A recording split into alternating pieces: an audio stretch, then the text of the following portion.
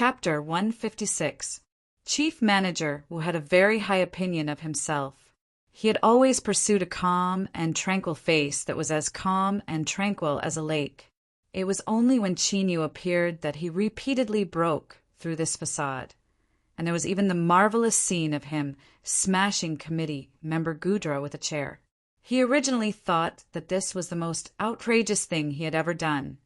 But as he looked at that calm black-robed figure, his mind began to rise and fall. Moreover, it was also because of that massive wealth that Chief Manager Wu couldn't catch his breath. His legs buckled and he fell onto his butt. He didn't seem to notice this at all. His eyes widened and he gasped for breath. This wasn't a fright, but a fright. As he thought about the storage shell in his chest, he felt a sense of happiness as if he had been struck by a mountain of gold. The corners of his lips curled up uncontrollably. He opened his mouth slightly, an unknown liquid wriggling within. At the side, Manager Clearwood hadn't even reacted. The usually calm chief manager had already lost a great deal of face. He only stared blankly at that tall and straight, black-robed figure. She didn't know why, but for some reason her heart began to race. She hurriedly lowered her head in a panic. It was just that his figure kept tumbling around in her mind. It took a great deal of effort for her to barely calm down. Ha ha ha ha. Old C laughed. His laughter was so hearty that it triggered his injuries. He violently coughed. Little friend Ning, this bet of yours is really...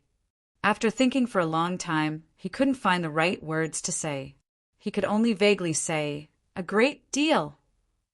Awakened by this laughter, countless sea folk subconsciously rolled their eyes. They thought that this old man was just talking nonsense. A bet of at least 200 million was a great deal no matter where it was placed. But as soon as they reacted, they realized that this was a great deal of experience as well as their own contributions. Their faces immediately collapsed, and they wanted to cry, but no tears came out. There were those that were brave enough to place a large bet or those that thought of their future tragic fate. Their eyes rolled back and they simply fainted. The dense mass of spectators in the stands fell into a panic. After being tricked, there was certainly some resentment. But the sea folk didn't dare to place it on Qin Yu. After all, he was already a spiritual bestower. In the future, he would soon become a great character that roamed the highest heavens. They couldn't afford to offend him. In the future, they couldn't even casually mention the matter of placing a bet. Otherwise, it would be a small matter if they were laughed at, but if they were disrespectful to Mr. Ning, that would truly be troublesome. But this resentment had to be vented somewhere. Thus, the sea folk thought of Mr. Ning's words from before. Originally, after all, I have no enmity with any of you, but there are always people who don't like me, betting on me to lose. I'm innocent. I'm really sorry. We are innocent. We are implicated. Countless sea folk were filled with grief and indignation. Grandmaster Wu Zetian's face was deathly pale. He suddenly shivered. All around him, countless resentful eyes gathered on him, causing a cold sweat to drip down his back. His emotions included fear and shock, but most of all, disbelief and unwillingness to accept what had happened. How could a junior surnamed Ning possibly be a spiritual bestower? He was clearly not old at all. Something's wrong. There must be something wrong here. Grandmaster Wu Zetian was like a drowning man grasping at the last straw of hope. His pale face flushed red. You cheated. You cheated. He was like a mad demon. Yes, just like that. This old man will capture you and find out the truth. Shua. A figure blocked in front of him. Chairman Su was straight and dignified, his face cold and indifferent. Grandmaster Wu, please calm down. At this time in Wu Zetian's eyes, there was only Qin Yu's figure. That black robe was like a curtain of night that covered him. His eyes turned red. Su Shi, draw back. With a loud shout, he strode forwards. A trace of pity flashed in the chairman's eyes, but it soon turned into callousness. Grandmaster Wu has lost his mind. Capture him. Schwa, schwa. Over a dozen figures shot forwards. There was a low, rumbling sound. The previously glorious Grandmaster Wu had now been reduced to a prisoner, struggling and roaring. His hair was disheveled and his clothes were in disarray. In addition to his fierce and dazed expression, he no longer had any of his previous elegance. Chairman Su glanced at him. He turned and cupped his hands across his chest. Mr. Ning, I am truly sorry. Our mistake has startled you. Without needing him to speak, a Seafolk committee member walked over with a purple card in his hands. His stiff face squeezed out a smile that was uglier than a crying face. 50,000 spirit stones had been lost, and there was also the possibility that he had offended Mr. Ning. If he could cry at this time, his sorrow would have already flowed into a river. Chairman Su signaled with his eyes that this boy should hurry up and scram, lest Mr. Ning recall bad memories and become dissatisfied with the entire committee. He respectfully smiled and said, "This jade card should have been personally given to you by Grandmaster Wu as an orderly inheritance. But Grandmaster Wu's current situation isn't too good, so we could only make it in such a hurry. If Mr. Ning doesn't mind, I can hold a grand meeting afterwards and gather all the nobles and celebrities from all over to prove Mr. Ning's name." Qin Yu received the jade card. He looked at old Wu, who was staring at him with incomparable hatred in his eyes. He shook his head and said in a soft voice, "It's fine. There's no need to trouble yourself any further. Also, bring Wu Zetian away. Don't cause any more trouble." Chairman Su readily accepted Qin Yu's advice. With his meticulous thoughts, he certainly wouldn't overlook this point. However, he couldn't figure out what Qin Yu was thinking. What if this person wanted to see Wu Zetian make a fool of himself in front of everyone? Looking at the calm and independent figure beneath the black robes, old Su's heart was filled with emotion.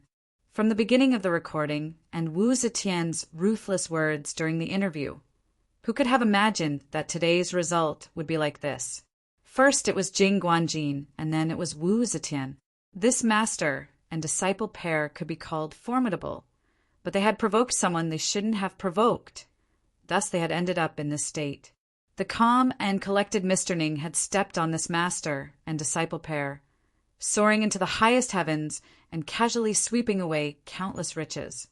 And what was even more wonderful was that, with his current status and his previous words, he had nearly removed himself from the blame and didn't suffer too much resentment. After all, placing a bet was voluntary. If he had to blame someone, he could only blame himself for being blinded by lard, or perhaps he could blame Wu Zetian or Jing Guanjin. Mr. Ning's methods were truly wonderful. Old Su sighed. As he thought of the 500,000 spirit stones, his heart twitched. Finally, he bitterly smiled. Whatever, he would just take this as a lesson. The most important thing right now was to remedy the situation and restore Mr. Ning's impression of him as much as possible. He cupped his hands together, his face full of praise and joy. Starting from today, Mr. Ning is the third purple card. I am blessed by the heavens, so I will be the first to congratulate Mr. Ning. As he spoke, he deeply bowed. To the side, the staff members all cursed old Su for being rude. They quickly followed behind, all of them cheering and flattering him like a tide. Didn't they see just how brilliant Chairman Su's smile was? At this time, even if they lost so much money, they still had to smile, and smile as hard as they could. Sea Spirit Pavilion finally responded. A group of people walked over. Old Sea walked at the front, his aura grand and majestic. He didn't even glance at Wu Zetian, who was being pulled away. After fighting for a lifetime, he had personally witnessed this old thing fall head first into the abyss. Perhaps he wouldn't be able to climb back up again for the rest of his life. It was certain that Si Lingdao was a bit disappointed, but even more so, he was secretly happy. Moreover, he had to display a look of disdain. Otherwise, compared to this boy Ning, it would be far too degrading. Old Si. Greetings, Old Si. The committee members of the Si tribe bowed and left. Qin Yu smiled. He cupped his hands across his chest. Everyone, I'm lucky that I didn't disappoint you. His eyes fell on Leon. Brat, teacher has already won. As for Miss Ching Ching, this is all I can help you with." With a joke, the atmosphere was instantly restored to normal. Everyone from Sea Spirit Pavilion began to laugh along with him. However, as they looked at the red sky and the embarrassed Leon, their hearts were filled with envy. They certainly didn't dare to be jealous or hate him. What nonsense! As Mr. Ning's only disciple, Leon's future was destined to be bright and resplendent. There was no way they would be so stupid as to provoke him. After speaking several more words, Qin Yu turned around. "Chairman Su, when can the Sea Spirit baptism begin?" Deep within the royal palace in the same grand hall, the Sea Sovereign revealed a surprised expression. "A spiritual bestower. This is unexpected." He thought for a moment and then smiled. "It looks like someone is destined to have a bad night's sleep." In the spacious hall, a respectful voice echoed out. "Your Majesty, if you do this, your plan will be disrupted." The Sea Sovereign lightly said, "It's fine. Since you already have thoughts, even if you are suppressed for a while, you will eventually emerge. As for this Mr. Ning, Your Majesty, do you want him to give it a try?" The Sea Sovereign shook his head. "This junior cannot help this solitude. Let's observe first." "Yes." With just a few words, countless eyes fell on Qin Yu, watching his every move. Chairman Su was all smiles. "Mr. is currently one of the 10 great purple cards. As long as you pour your aura into the status card, you can use the purple card to stimulate the sea spirit resonance and open the baptism." He carefully reminded, during the sea spirit baptism, one's own condition is extremely important. It will have a great impact on absorbing the strength of the sea spirit. So, if Mr. isn't in a hurry, you can rest first before opening it. The other committee members nodded. As the miserably beaten committee member Gudra heard that the challenge had been reversed and that Old Wu was in a pitiful situation, he leapt off his bed and laughed several times. Then he hurried over, causing a group of doctors to sigh at how the turtle race was blessed by the heavens and their incomparably tenacious vitality. At this time he stood in the crowd, a brilliant smile on his face. For better or worse, he was someone relatively familiar with Mr. Ning. So how could he miss out on this chance to show his face? After observing Go Su's words and seeing Mr. Ning remain silent, committee member Gudra was excited. He tightly grasped this chance and said, "In truth, there is no need to be like this." Seeing Mr. Ning look over, committee member Gudra smiled like a flower. He continued to say, "My family's ancestors have recorded that resting well is beneficial to absorbing the strength of the sea spirit. That is pure fiction. On the contrary, if the body is damaged, it will be more beneficial to absorb it." Chairman Su's complexion stiffened. He coldly said, "Committee member Gudra, this matter involves the great event of the sea spirit baptism. You cannot speak nonsense." Committee member Gudra sneered. "What I am talking about is the records of my family's ancestors over the years. Or, does Chairman Su think that your ancestors have lived longer than my ancestors, and that the information they gather is more accurate?" These words caused Chairman Su's complexion to turn pale. The nearby committee members also had strange complexions. They thought that it was truly difficult to find someone in the sea region that had lived longer than the turtle race. These words were simply too sharp. They couldn't imagine that this old brat Gudra could actually play such a beautiful hand. Chapter 157. Humph humph. Committee member Gudra sneered inwardly. "Dog Su, you want me to step forward and be beaten so miserably? Do you really think I won't dare to turn against you? Mr. Ning is right in front of me. If I grab onto this thick thigh, what can you do to me?" Qin Yu lightly said, "If that's the case, then let's do it today." Killing Wu Zetian and seizing the third rank purple card, as well as casually taking away a massive amount of wealth, had already attracted everyone's attention. Perhaps for a time, this attention might be a protective layer, but if he delayed for too long, he feared problems would grow. Simply put, Qin Yu decided to run away. Of course, if he ran away, he would run away in style. With his status as the third-rank purple card, he could casually find a reason to leave the capital city. Then he would run as far away as he could. Thus, the sea spirit baptism could happen sooner rather than later. The sea folk that were weeping at the loss of their wealth finally obtained a bit of good news. Mr. Ning planned to open the sea spirit baptism in Prosperity Square today. The sea spirit baptism was aimed at a single person, but as the sea spirit power that filled the skies fell down, a small amount of it would dissipate and be absorbed by those that approached. Over the years, every time a purple card changed and the sea spirit baptism descended, there would always be people that benefited greatly. Of course, most purple cards chose to open it in private. Only a few people that were close to them or those with extraordinary statuses could approach and obtain the sea spirit power. Just thinking about how many members of the sea race were gathered in and around Prosperity Square made one feel helpless. Even if the sea spirit power dissipated, how much would they be able to obtain? It was still better than nothing. Thus, after the pleasant surprise, the sea folk only held on to the thought of watching a good show. At the very least, they could personally witness the sea spirit baptism. In addition to witnessing the birth of a spiritual bestower, this was enough to brag about for a lifetime. But the ticket price was really high and other sea folks' eyes turned red. I don't want to cry. It's just that the wind has blinded my eyes. Really, look at me. I'm smiling so brightly. Woo, woo, woo, woo, my spirit stones.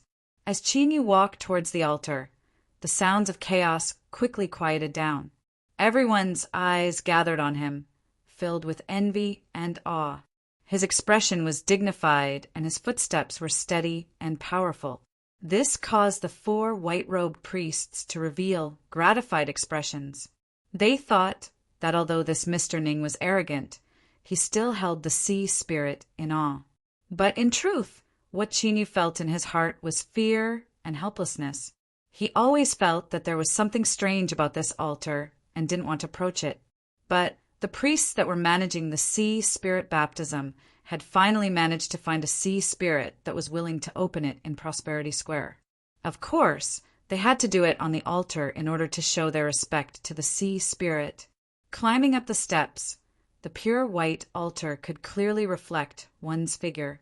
The faint sound of footsteps became exceptionally clear at this moment. Mr. Ning, please pour your aura into the purple card. Leave the rest to us, a priest lightly said. His eyebrows were wide, and he had a bit of a bearing about him. Chinyu cupped his hands together in thanks. Priests were a group of very aloof people. They had extremely high statuses and were the spiritual leaders of some tribes in remote areas and some large inherited tribes.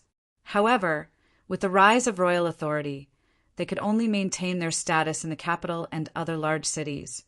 But they were no longer aloof. Chinyu's politeness clearly satisfied the 4 priests. Their smiles became even warmer, and they whispered some blessings, such as the protection of the sea spirit and so on. He lifted his hand and lifted the purple card.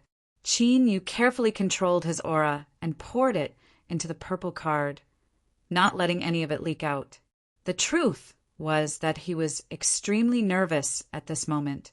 This was because the sea spirit was a transcendent existence that the sea races believed in, but he was a genuine human.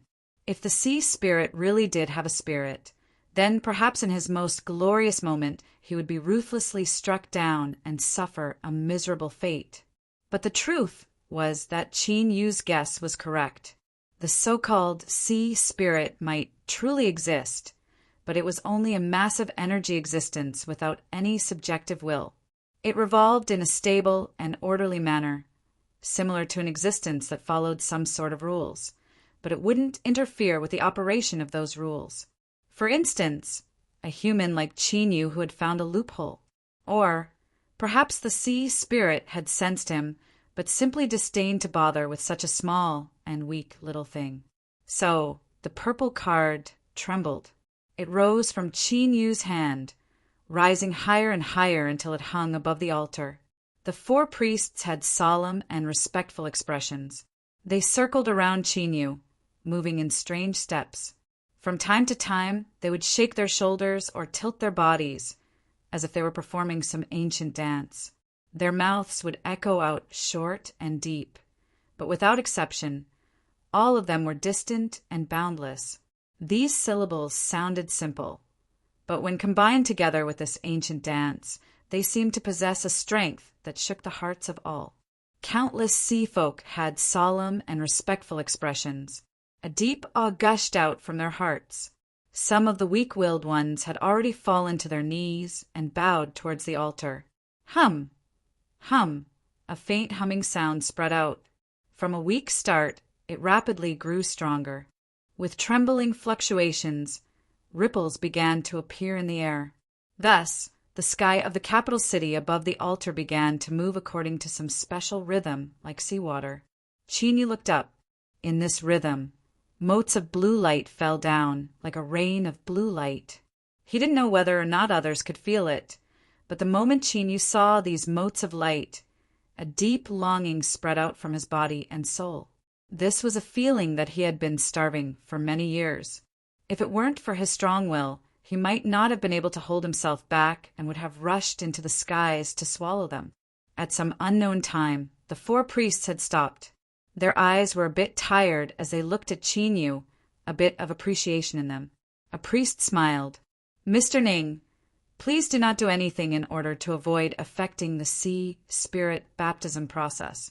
You only need to quietly wait, and the strength bestowed by the sea spirit will automatically fuse into your body. Please accept the blessing of the sea spirit. I wish you good luck." The 4 priests bowed their heads, offering their sincere respect to the sea spirit in the darkness. Then they turned and floated away. Even they didn't have the qualifications to approach the sea spirit baptism.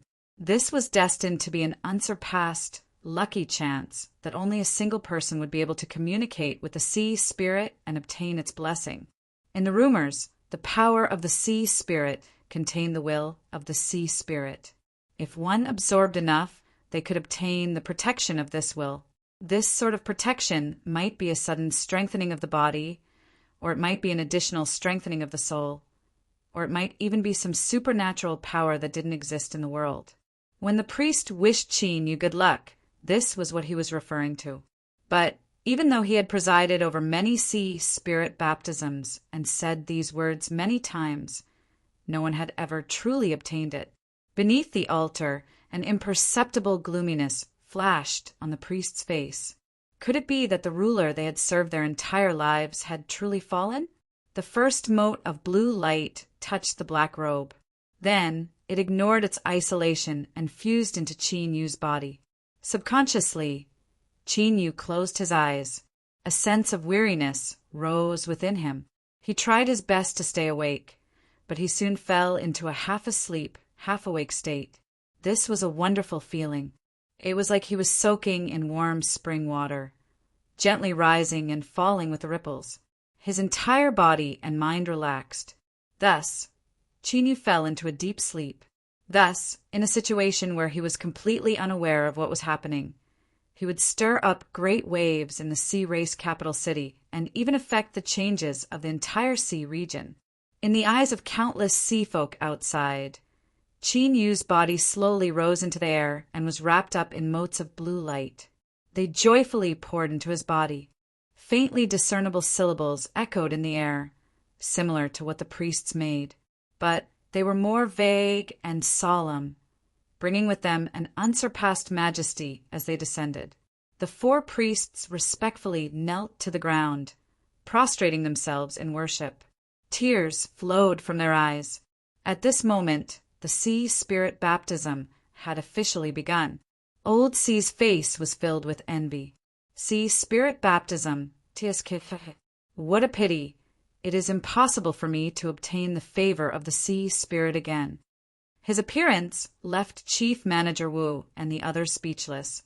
For better or worse, he had experienced it before, so why did he have to say such things in front of them? Clearwood said in a soft voice, "Teacher, I have never seen the sea spirit baptism before. Just how does it proceed?" Old Sea had a pensive expression. "I feel as if I were in a dream. In this dream, I experienced many things, but after I woke up, I couldn't remember them. There were only some blurry images. Of course, this is only my own experience. It is said that every person that communicates with the sea spirit will have different lucky chances. These words were the same as not saying anything at all. Everyone felt as if a small claw had appeared in their hearts, making them feel even more uncomfortable. Chief Manager Wu coughed. Old Sea, do you know how to judge how many harvests one receives from the sea spirit baptism? Old Sea turned around, a look of surprise on his face. He sighed.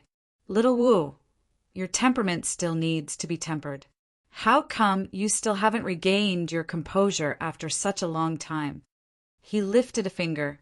The harvests of the sea spirit baptism are determined by how long it takes. Without waiting for Chief Manager Wu to feel awkward, Old Sea continued to say, an hour is enough. If one can reach 2 hours, then that is considered extremely outstanding. In the past, I was only a quarter hour short of 2 hours. Among the purple card changes, I was considered one of the better ones. Clearwood pursed her lips. Then, teacher, do you think Mr. Ning, how long can he? Everyone's eyes widened and their ears perked up. Old Sea was silent for a moment. He shook his head. It's hard to say, but little friend Ning has always exceeded our expectations. He should be able to surpass me, so it is possible that he can reach 2 hours. This was Old Sea's judgment. It was also the judgment of all the sea folk that had the qualifications to know about the sea spirit baptism. 2 hours was already an extremely difficult time, but as time passed, some people began to find it difficult to sit still. Their buttocks began to move back and forth as if they had sores. An hour passed. Over an hour passed. Almost 2 hours passed. 2 hours passed. The rhythmic sky above the altar was still rippling at a steady pace, sprinkling down countless specks of blue light. It was like a continuous drizzle in autumn, falling endlessly. It was falling. It was still falling. It was still falling. Thus, countless people looked at the altar, at the figure within the blue motes of light. They couldn't help but feel envy. He is truly worthy of being a spiritual bestower. Countless sea spirit teachers sighed, but they didn't know that this was only the beginning of their sighs. This day was destined to be branded in the depths of the souls of countless sea folk. Even in death, they wouldn't be able to forget it. 2 hours. Old Sea whispered. He couldn't help but reveal a trace of envy deep in his eyes. Hashtag, hashtag, hashtag, hashtag, it's the beginning of the month. I ask for a guaranteed monthly pass. Also, if you are able to, please join the network and support genuine subscriptions. Thank you, everyone. Chapter 158. Clearwood watched her teacher's reaction. Her thoughts stirred. Teacher, will there be any additional harvests after 2 hours? Old Sea thought for a moment and smiled. It's not a secret, so I don't mind telling you. But it's best if you don't casually speak of it. He paused. In truth, the sea spirit baptism, or to be more precise, is a gift bestowed by the sea spirit. This gift is scattered throughout the descending sea spirit strength. Because it is too scattered, only by absorbing enough sea spirit strength can one piece together the gift, or at least a part of it. 2 hours is the limit. Once one surpasses it, there is an extremely high chance of obtaining the gift bestowed by the sea spirit. As Old Sea's expression was calm, but his heart was filled with envy, Qin Yu's soul and body began to gradually lose strength after 2 hours of absorption. It wasn't that he couldn't absorb anymore, but that he instinctively felt a deep weariness that made it impossible for him to continue capturing the blue motes of light. To explain it in layman terms, it was like a hungry person chewing for too long and their mouth was so tired that they couldn't open it. Unless someone stuffed food into their mouth, they could only helplessly stare at the food in front of them. This was the limit. Qin Yu hadn't awakened yet, but the comfortable feeling of a hot spring began to shake him. He wanted to stay, but the shaking became increasingly strong. Without accident, Qin Yu would soon awaken. Then this sea spirit baptism would come to an end. But as Qin Yu was about to awaken, in a corner of Prosperity Square, several large time-sensing corals began to turn ghostly blue.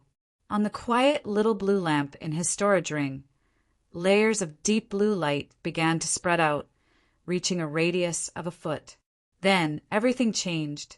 In the sky above the altar, the rhythm began to quietly change. Then the speed at which the blue motes of light fell began to accelerate. At this time, if someone could open Qin Yu's storage ring, they would discover that the vast majority of these blue motes of light were pouring into it, falling into the foot-long blue sea. Thus, in this tranquil and pure foot-long blue sea that seemed like the deepest sea in the world, ripples began to appear. It was like a small pond that was receiving rainwater. Since it received rainwater, the surface of the pond would naturally rise. Thus, as time continued to pass, the area it covered suddenly expanded to a foot.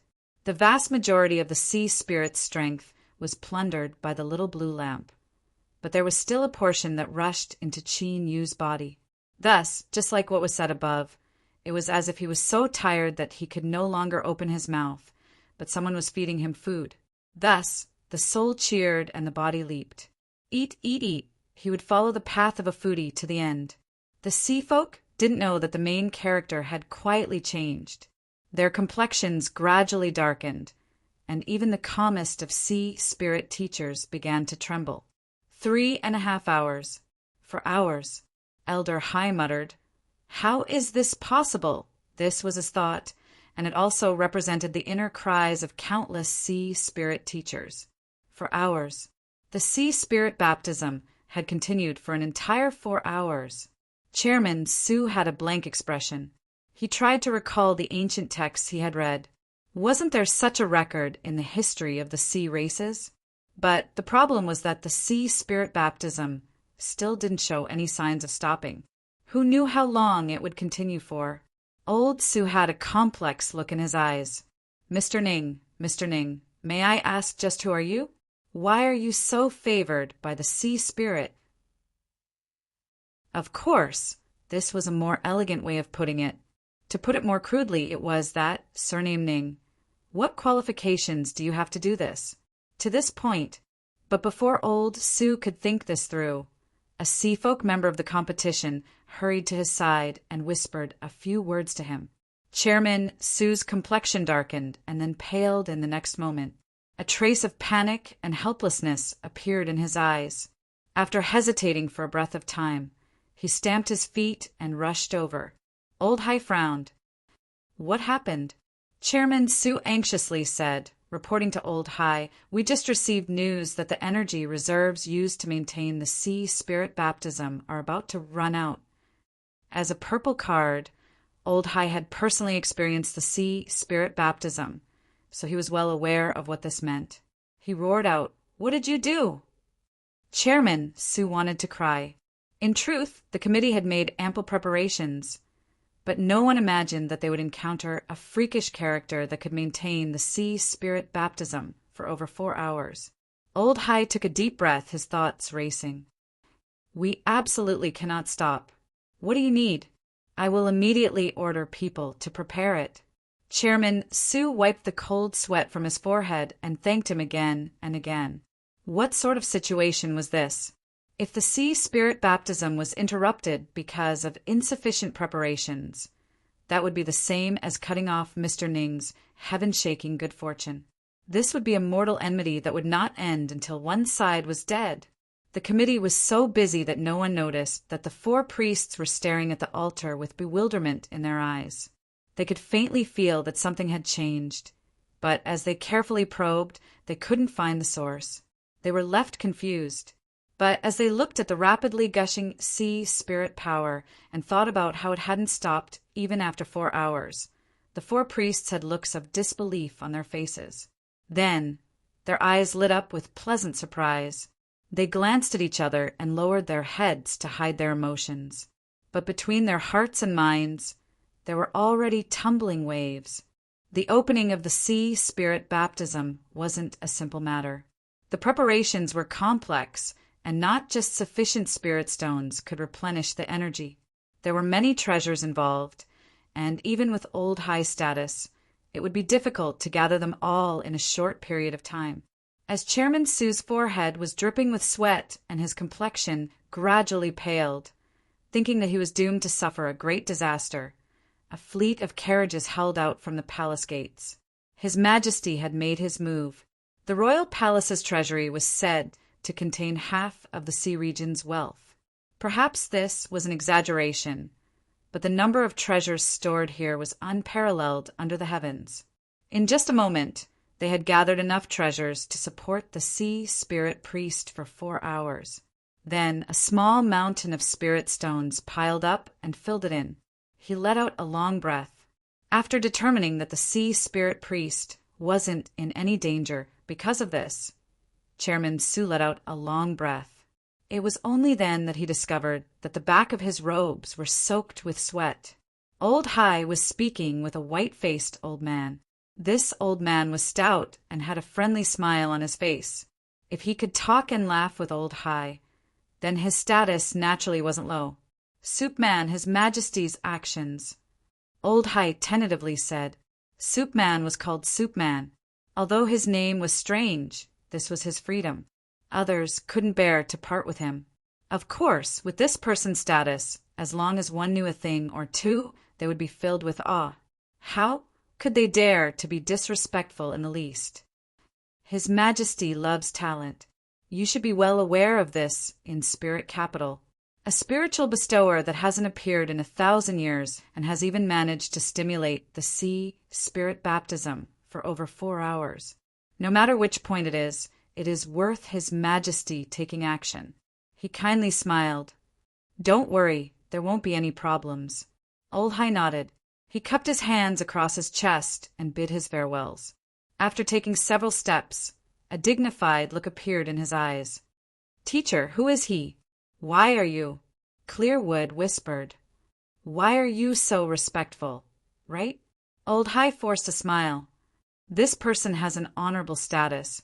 Even His Majesty has to be respectful to him. Moreover, with his age and seniority, it is normal for me to lower my head in respect. You see, there are already many people here. They have all gathered together. Clearwood looked over. Indeed, this soup man was surrounded by many people. Even some of the other purple-card sea spirit teachers had appeared. Looking over, it seemed that even the lowest status was a top dignitary of the capital city. These nobles, who used to be very arrogant, now had smiles on their faces, and flattery was like a tide. Clearwood was secretly startled. She thought that this soup man was truly a top figure. The Qing family patriarch and Madame Qing stood in the crowd. Even though they were in the limelight, they didn't think of approaching him. They only stood to the side, smiling. Soopman's eyes flashed. He suddenly said, Is this a junior of Duke Qing? Duke Qing and I were old acquaintances in the past. It's just that I've been too lazy to move these past years, so I haven't been around much. Duke Qing was the most important ancestor in the rise of the Qing family. He had single-handedly brought a small, noble family into the circle of the capital city's top dignitaries. Unfortunately, as he passed away, the Qing family no longer had such a character. After several twists and turns, the Qing family had gradually withered away. Now, they were barely able to maintain the momentum of the Qing family. Their background wasn't too great. The Qing family patriarch was pleasantly surprised. He respectfully bowed. I once heard Father mention that Soup Man and my ancestor were close friends. I never thought it would be true. The surrounding nobles smiled, but they were cursing in their hearts. This surname Qing was truly shameless. Soup Man only said that they were old acquaintances and not close friends. He was simply trying to flatter himself. However, cursing in their hearts was one thing, but they couldn't reveal it. Although the Qing family wasn't much, they had given birth to a good daughter. Her vision was unique, and she had chosen Mr. Leon, who hadn't yet risen to fame. She was Mr. Ning's only disciple, and Mr. Ning was close to her. Her future prospects were limitless. Didn't they see that even a character like Soup Man was beginning to express goodwill towards the Qing family? If they tightly held onto Mr. Ning's thigh, then the Qing family would likely rise again. Madame Qing respectfully smiled. Her eyes passed through the crowd and looked towards the altar. As she looked at the figure wrapped in motes of blue light, her eyes revealed a deep sigh. He had actually succeeded in a trance. Leon's figure appeared in front of her. Now was the time to worry about whether or not he was dissatisfied. Madame Qing's smile turned a bit bitter, but it was even more calm. She believed in her own judgment of people. That child was a bit stubborn, but he was sincere towards Qingqing. As long as this didn't change, she would naturally have a way to restore his impression of her. She swept her eyes around. All of the nobles of the capital city were smiling intimately, but in truth they were envious and jealous, all of them wanting to replace Mr. Ning. Madame Qing quietly straightened her back. She thought that her daughter wouldn't give them the slightest chance to take advantage of her, so it was best for them to give up on such thoughts as soon as possible. After speaking a few more words, Soup Man waved his hand. The sea spirit baptism is still continuing. With so many of us here, we shouldn't disturb Mr. Ning. Let's disperse first. The nobles naturally nodded. They bowed and drew back. The Qing family patriarch's face flushed red with excitement. As he heard Madame Qing whisper something in his ear, he revealed a bit of hesitation. Isn't this a bit too hasty? I fear that others will laugh at my Qing family, Madame Qing lightly said. Laughing is also a laugh of envy. But if we are too slow, I fear that others will think of a way to snatch him away. The Qing family patriarch's thoughts raced. As he thought about how the nobles of the capital city did things, he was sure that they would do what they expected. He gently sighed. Then let's do it like this. Madame Qing patted his hand. Don't worry, I will handle it. That child Leon's character isn't bad. He won't make things difficult for us. With just a few words, an important matter was settled. Not too far away, Old C looked at Soup Man, who was waiting at the altar with great interest. He whispered to himself, little friend Ning, I don't know if this is good or bad for you. Chapter 159. Soupman's arrival caused a small commotion, but soon everyone's attention turned back to the altar. Gradually, many sea folk began to whisper in their hearts. This Mr. Ning was truly capable of causing trouble. How could he be so capable? Couldn't he just be a normal person for once? He would only be satisfied if he exceeded everyone's expectations every time. Of course, this thought was sour. However, after looking for a long time, Xiao Chen's neck began to ache. Counting silently, it had been almost 6 hours. The square of prosperity was silent. With such a long period of time, he might have broken the record long ago. Soupman's smiling face gradually brightened, but deep in his eyes there was a trace of happiness, as well as a bit of urgency. Thus, at the 6th hour, when Chairman Su braced himself and came over to tell him that the energy reserves were running low again, Soupman's attitude was unexpectedly good. He smiled and waved his hand, not even bothering to ask why the consumption of energy was so fast. As the manager of the royal palace's treasury, Soup Man loved wealth, but he was also accustomed to seeing wealth. So what if he spent trillions and trillions? After all, this Mr. Ning was highly likely. Even if he couldn't confirm it, it was enough. Chairman Su let out a long breath and hurried away. He could faintly guess why Soup Man had come here, so he became even more earnest. But after only an hour, he saw that the energy level was rapidly decreasing and that it was close to the warning line. His face was filled with dismay, and he turned his head to look to the side. The person sent by Soup Man frowned for a moment before relaxing. Soup Man said that if there isn't enough, you can directly take more. Thus, the third batch of replenishing treasures was injected. Chairman Su wiped the cold sweat off his forehead, his face gradually turning pale. The amount of energy needed to replenish the ceremony 3 times in a row was so great that he felt dizzy just thinking about it. The profits from the Sea Spirit Teacher competition belonged to the organizers. Thus, the corresponding expenses would naturally be borne by the organizers. The treasures that were taken out from the royal palace's treasury would eventually have to be returned in the future. Moreover, it could only be more, not less. After all, there was interest on a loan. Moreover, it was His Majesty who had helped out in a crisis. Even if it was less, it would be a great disrespect. That old man Soup Man was famous in this aspect. After calculating his family's assets, Chairman Sue gritted his teeth again and again. In the end, he couldn't hold on until the end. Thus, when he replenished the ritual energy for the fourth time, his legs kicked and he fainted. Naturally, there was another round of chaos.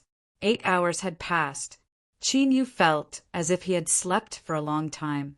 It was comfortable and cozy. His consciousness was hazy, and he instinctively didn't want to wake up. But at a certain moment, the warmth that enveloped him suddenly turned into a bone-piercing cold. A dense aura penetrated his heart and nearly froze his soul. It was as if some mysterious existence had opened its eyes and was casually looking over. Within the storage ring, the little blue lamp gently trembled.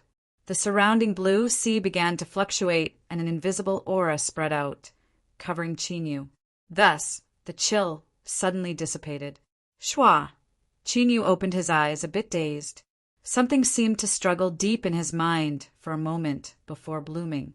The void trembled, and an image of the sea appeared above his head. Waves surged, and there were stars and islands dotting it, spreading out until it occupied the entire space above the altar. It was so real that one could see the existence of the capital city in this sea image. Countless sea folk cried out in alarm, as if they were witnessing a miracle. A gust of wind blew past, and the image of the sea region faded away. It was like an illusion, but it still existed. All eyes are focused. Arriving at the altar, the black robe slowly descended, revealing endless respect and admiration. This was the gift of the sea spirit. Mr. Ning would surely have a great harvest. This was the common understanding of all the sea folk. But at this time, the envious Qin Yu was in a daze. He carefully sensed the changes in his body, and then again, and again, that's right, this was his harvest, a gift from the sea spirit, a sea map. It was the sea map that had appeared above his head just now, the vast and boundless sea region. Qin Yu's lips twitched. He thought that the sea spirit was a bit too stingy. He could only comfort himself by finding joy in his sorrow. For better or worse, he wouldn't have to worry about getting lost in the sea in the future. Perhaps selling sea maps in the future would be a good choice. A purple jade card fell down from the air. Qin Yu subconsciously reached out a hand to catch it. With a loud cracking sound, the jade card that represented his status as a purple card sea spirit teacher began to crack. 4 priests flew up from the altar and bowed.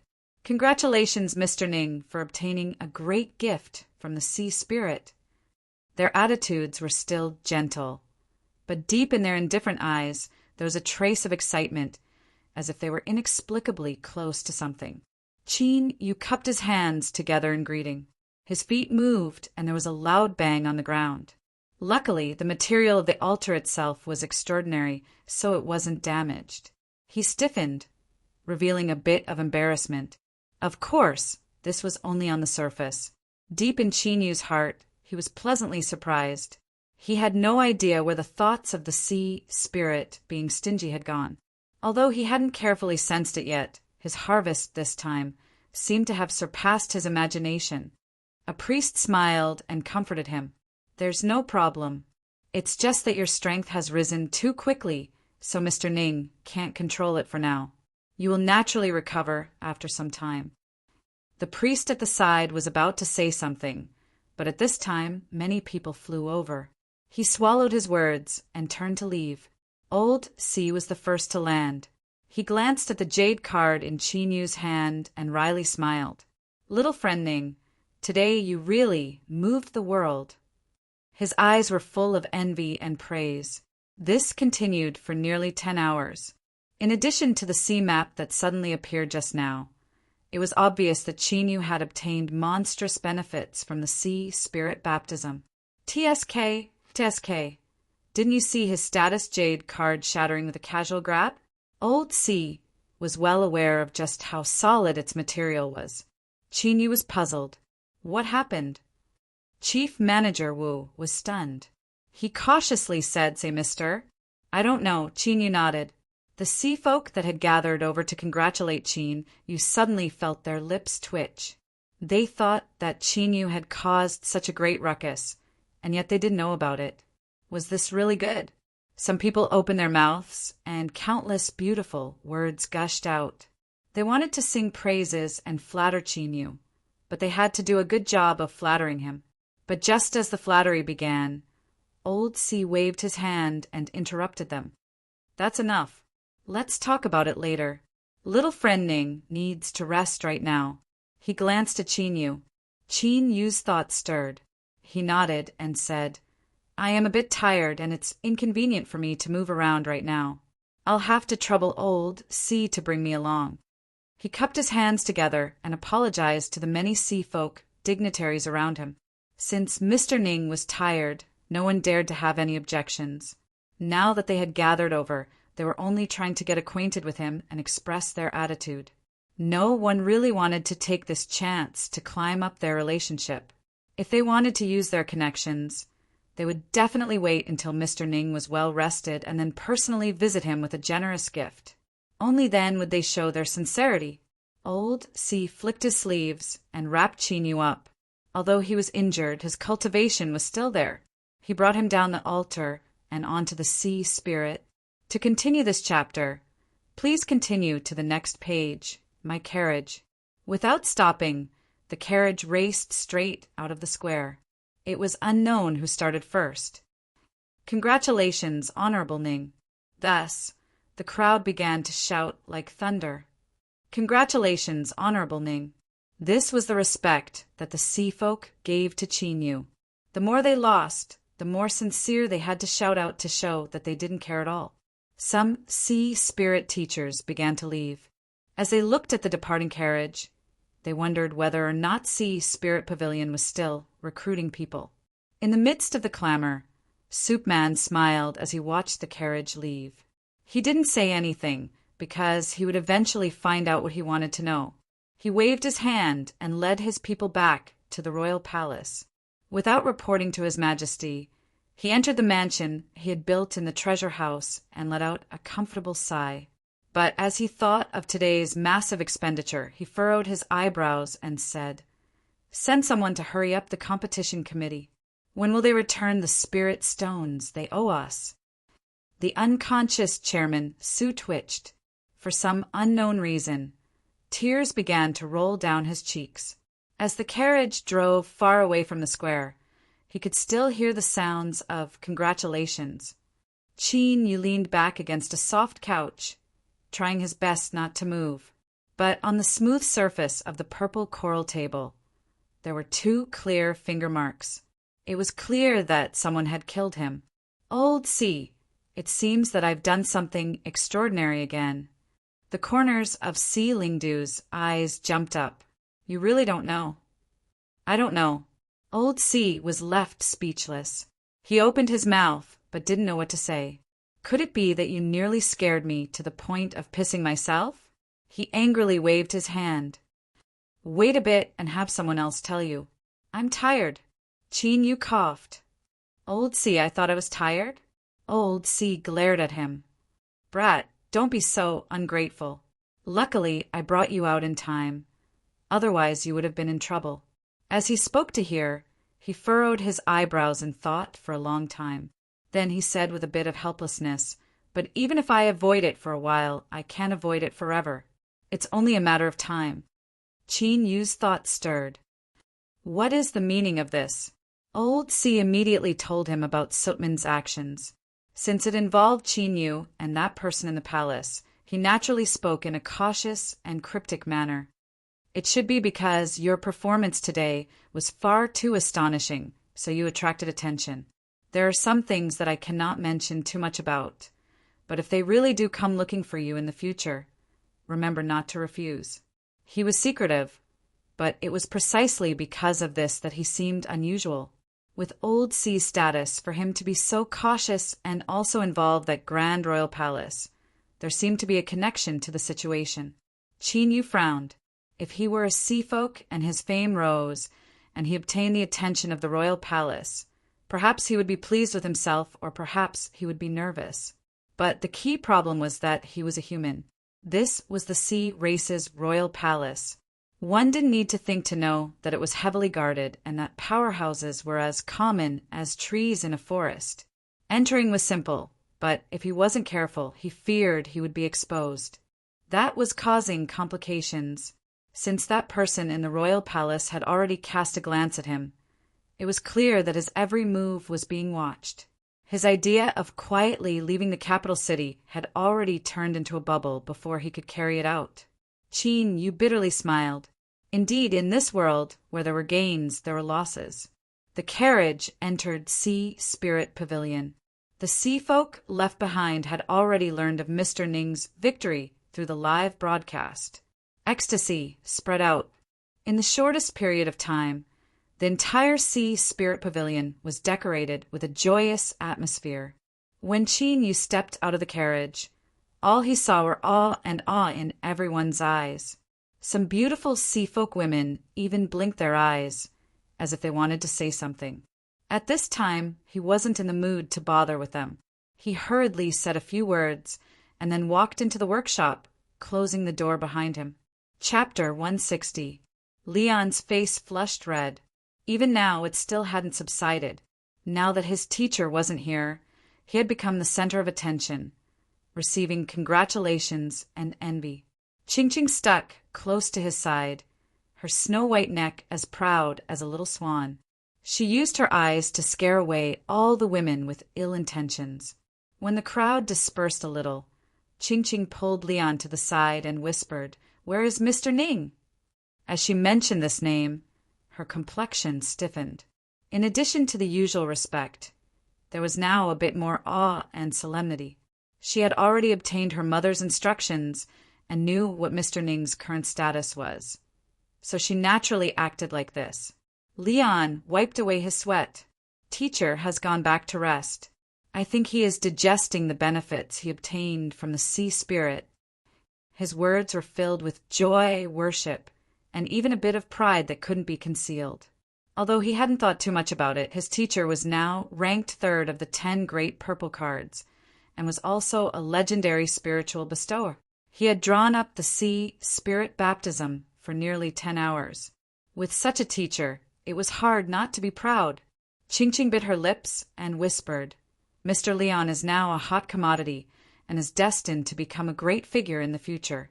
I can see that some women are looking at you as if they want to tear you apart and swallow you whole." Leon's face flushed red. He quickly waved his hand. No, everyone is only congratulating teacher. It has nothing to do with me." "Humph. Whether or not it has anything to do with you, you know it yourself." Leon had a bitter expression. Qing, just what do you want?" "Good. You're already getting impatient with me. I know that Mr. Leon's standards are too high and you don't like a little girl from a humble family like me." Leon nearly cried. Qing, there is absolutely no such thing. Whatever you say, I will do. I have absolutely no opinion, okay?" Qing wrinkled her nose. "What did you say?" Seeing her attitude soften, Leon swore to himself. Indeed, there really wasn't a true blockhead when it came to men and women. This simple boy had taught himself how to deal with girls.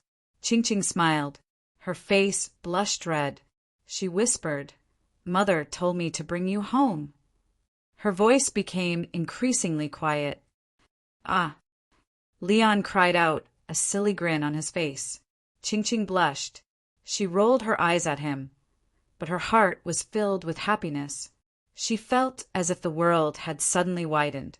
As his only disciple obtained the approval of the sea spirit baptism and was about to return home with a beauty, Qin Yu was sitting cross-legged in his workroom. Old C had briefly mentioned the sea spirit baptism to him, so his complexion was a bit strange. He was well aware of his own situation. Perhaps his soul and mortal body were a bit more formidable.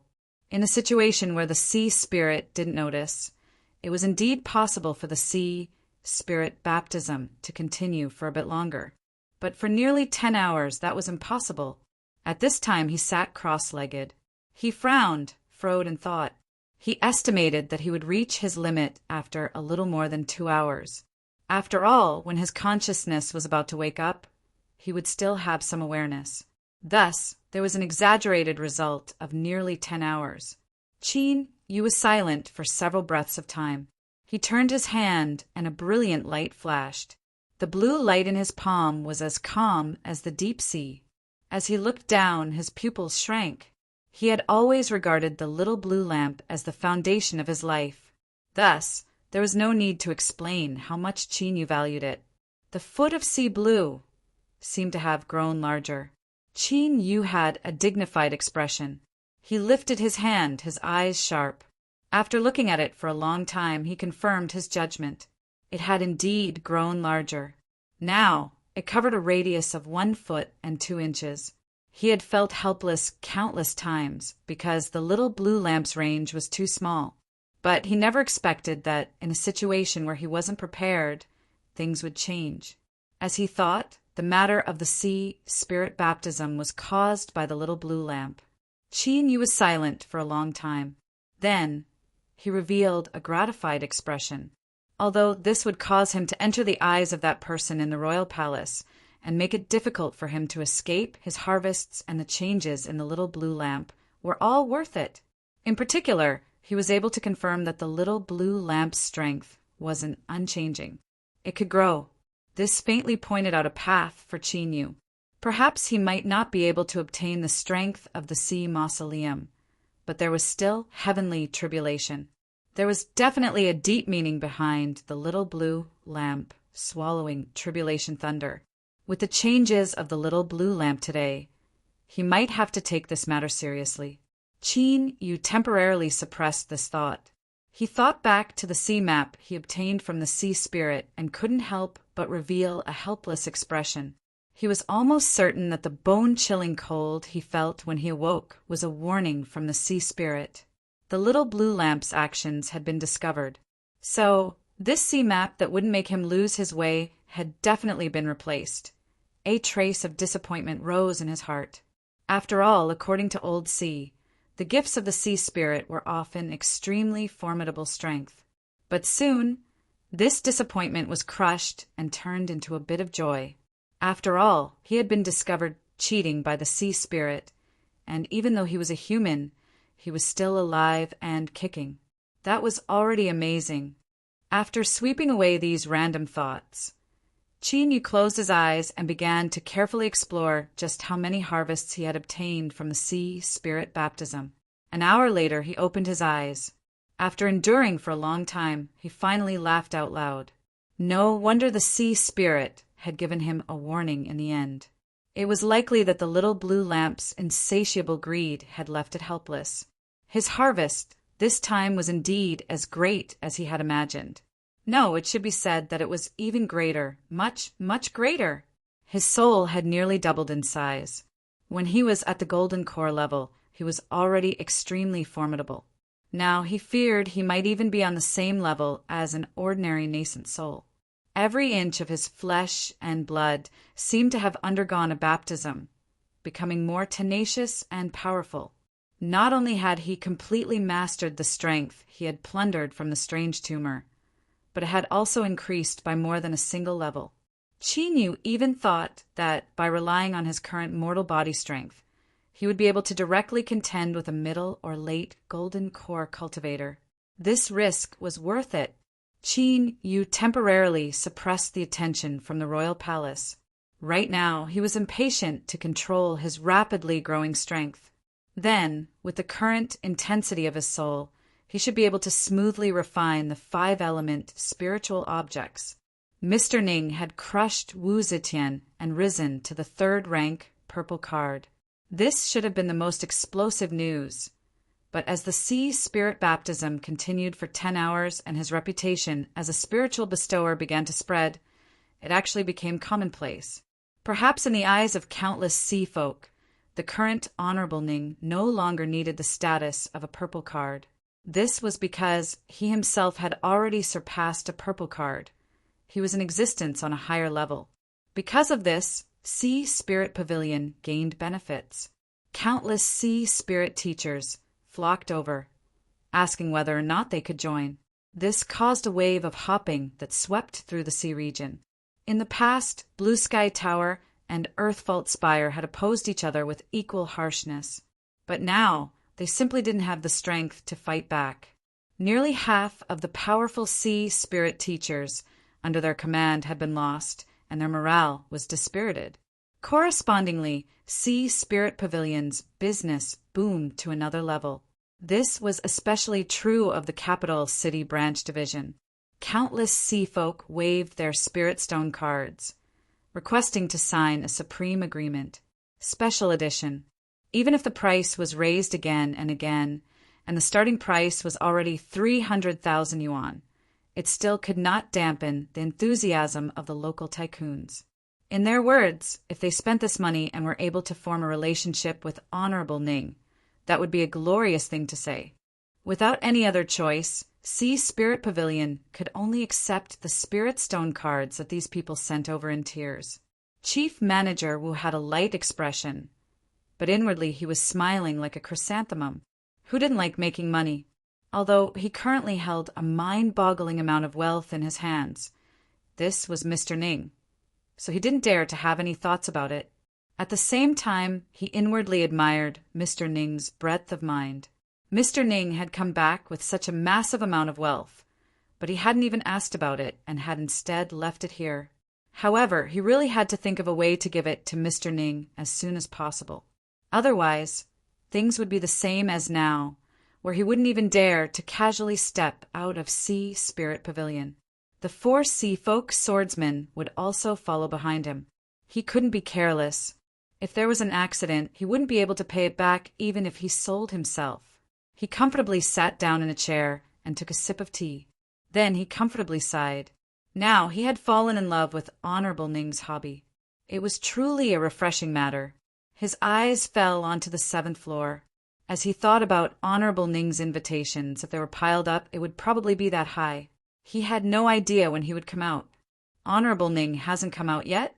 Soupman frowned. The grand hall was filled with gold and purple. It didn't have any sense of beauty at all. Rather, it seemed incomparably tacky. But as long as one came here, they would be filled with awe and awe. Who would be in the mood to judge the beauty of this hall? For black-robed figures knelt on the ground, their auras completely restrained. If one didn't see them with their eyes, they wouldn't even be able to sense them. Reporting to Soupman, we have investigated through various channels. Ever since the day of the Sea Spirit Baptism, Honorable Ning has been in seclusion and hasn't come out. In this aspect, we have also confirmed it with Honorable Ning's disciple Leon. The 4 black-robed figures remained motionless. It was impossible to tell who was speaking. Soupman had a thoughtful look. It seems that Honorable Ning's harvests have been quite plentiful this time. He smiled and whispered to himself, "The more the better, the more the better." After several breaths of time, he waved his hand. "You may leave. Pay close attention to any news from Honorable Ning.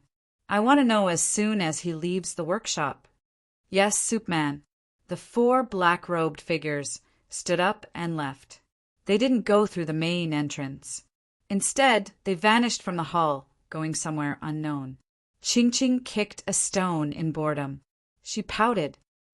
"When will Mr. Ning leave seclusion?" Madame Ching sighed. "Is my family's miss really in such a hurry to marry off?" Sure enough, the humans have a good saying. Girls tend to be extroverted, but they tend to help outsiders. Ching-Ching didn't think that her unintentional words would be stopped by her mother. Her face flushed red and she stuttered. "How? How could I? Then there's no hurry. How about you accompany me and your father for a few more years?" In any case, Leon is currently forging his own future. so he shouldn't be distracted by the family. Madam, Ching teased. Ching stamped her feet. Mother, you are laughing at me. Madam Ching hugged her, a peaceful smile on her face. Mother is happy for you. Just wait a little longer. With Mr. Ning helping you and Leon preside over your marriage, your future road will be much easier. Ching, in the end, it is your judgment that is good. Leon is a good child. I hope that you can live well in the future. Ching blinked her eyes. If we can coax Leon, then our Ching family will have another great backer, right? Looking at her quirky daughter, Madam Ching pointed a finger at her forehead. You. Chapter 161. The great desert stretched into the heavens, stretching as far as the eye could see. The sun seemed to be right above their heads, spreading out a terrifying burning aura. As far as the eye could see, there was nothing but yellow sand. There wasn't the least bit of color or life. Wild winds rose and fell, sweeping up grains of sand that blotted out the sky. Then one towering yellow sand mountain after another was formed. These sand mountains were scattered deep within the desert. What was strange was that no matter how strong the winds blew, they never fell down from the day they were born. In fact, they didn't even move at all, as if there was an invisible strength suppressing everything. Until one day, a star fell from the sky, smashing open a terrifying pit in the desert. A cauldron appeared in his line of sight. It was smashed apart by the star, revealing a palm-sized bead within. The entire bead was yellow like jade, but not jade. It had a glossy luster. As the bead appeared, the surrounding desert for 1,000 miles sank down. As if it couldn't bear the weight, Chinyu opened his eyes and digested the memories in his soul. Within his Dantian Sea, there was an earth attribute bead that was silent. The willow branches gently swayed, sprinkling down a vast expanse of green divine light as they cheered in joy. Water, wood, fire, earth. Of the 5 elements, there was only one missing metal. His soul still had strength left over, so refining a metal attribute, spiritual object, wasn't difficult at all. Qin Yu lifted his hand and swallowed a pill, quietly restoring his losses. He wanted to refine the metal attribute spiritual object in a single go and gather all 5 elements together. But at this time, someone knocked on the door to his workroom. Qin Yu frowned, a thoughtful look in his eyes. With his current status and identity, the only people who would dare to disturb him, even though he was in seclusion, were those people from the royal palace. He opened the door and saw Chief Manager Wu personally accompanying him. Old Si was silent, as if he weren't happy. The indifferent young Sea folk bowed. Greetings, Honorable Ning. Soup Man has invited you. If there has been any disturbance, I hope Honorable Ning can be magnanimous enough to forgive me. His voice was gentle and polite, his tone calm and composed. Qin Yu nodded. All right. Since Old Si was here, then he clearly knew. Since he didn't stop him, there was no need for him to say anything more. Thank you, Honorable Ning. The carriage is waiting outside. I will wait for you. Honorable Ning, there is no harm in tidying up. He bowed and left. It was clear he wanted to give Qin Yu a chance to inquire. Old Si said things have changed. He hesitated for a moment before saying, Little friend Ning, if possible, please do your best. This is a secret, so I can't say much about it. You will naturally know once you enter the palace. However, if things don't work out, little friend doesn't need to worry too much. With your current status in the sea race, no one can casually touch you. Helplessness flashed in Qin Yu's heart. As expected, however, he did not reveal anything on his face. After all, he had already expected this to happen. A moment later, Qin Yu stepped into Sea Spirit Pavilion. His robes were still black, but there was a purple jade pendant hanging from his waist. This item had the ability to repair itself, so even though it had been badly damaged that day, it was now as good as new. Several carriages were neatly arranged with the insignia of the royal family on them. Countless members of the sea folk revealed looks of awe. But when they saw the black-robed figure walk out, they suddenly understood. It was no wonder that the royal family valued him so much and was willing to wait quietly. Only this great master could do that. The sea folk stopped, cupped their hands, and bowed. Qin Yu nodded in return and boarded the carriage. With a shout, the carriage slowly began to move. The royal carriage passed through the streets, unimpeded along the way. As it passed by Prosperity Square, Qin Yu's mind stirred and he inexplicably sensed something. He pushed open the window and looked at the vast and empty space. On the stage, the altar was no longer there, but he could still feel the aura it emitted. It was as if, after the sea spirit baptism, he had unknowingly formed a connection with the altar. The carriage didn't approach the main entrance of the royal palace. Rather, it followed the palace walls for a while and then drove in through a small door. He could faintly hear the ringing of a bell, and the inexplicable connection with the altar disappeared with it. At this time, there was another person in the carriage. It was the one who had spoken before. This person cupped his hands together and said, "Honorable Ning, we are in the palace. Please forgive us." Qin Yu nodded. He leaned back in his soft chair and closed his eyes. The sound of the window closing echoed in his ears. They walked and stopped. The inspection was strict. After an hour, the carriage finally stopped. "Honorable Ning, please." Qin Yu pushed open the door and stepped out. In front of him was a large blue residence. It was so deep that it almost seemed black. The main entrance wasn't ostentatious and even seemed a bit cramped, but it was filled with an imposing aura. Qin Yu looked around. This style of residence was actually quite different from the gorgeous and curvaceous architectural style of the sea race capital city. The outside of the residence seemed normal, but after his soul soared, he could still feel a faint aura. It was silent like a mountain, but once it erupted, it could tear everything to shreds. It was clear that this place wasn't as simple as it seemed on the surface. "Grandmaster Ning, Soup Man has been waiting for a long time. I cannot enter without permission, so I can only send you here." His voice was calm and respectful. Qin Yu nodded. He walked to the front of the residence.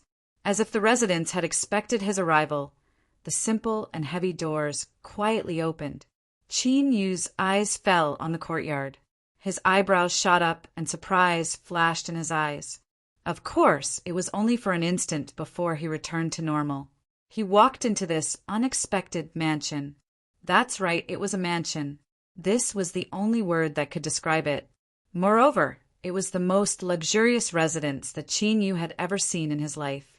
Gold bricks paved the ground. Gold stones piled up into mountains.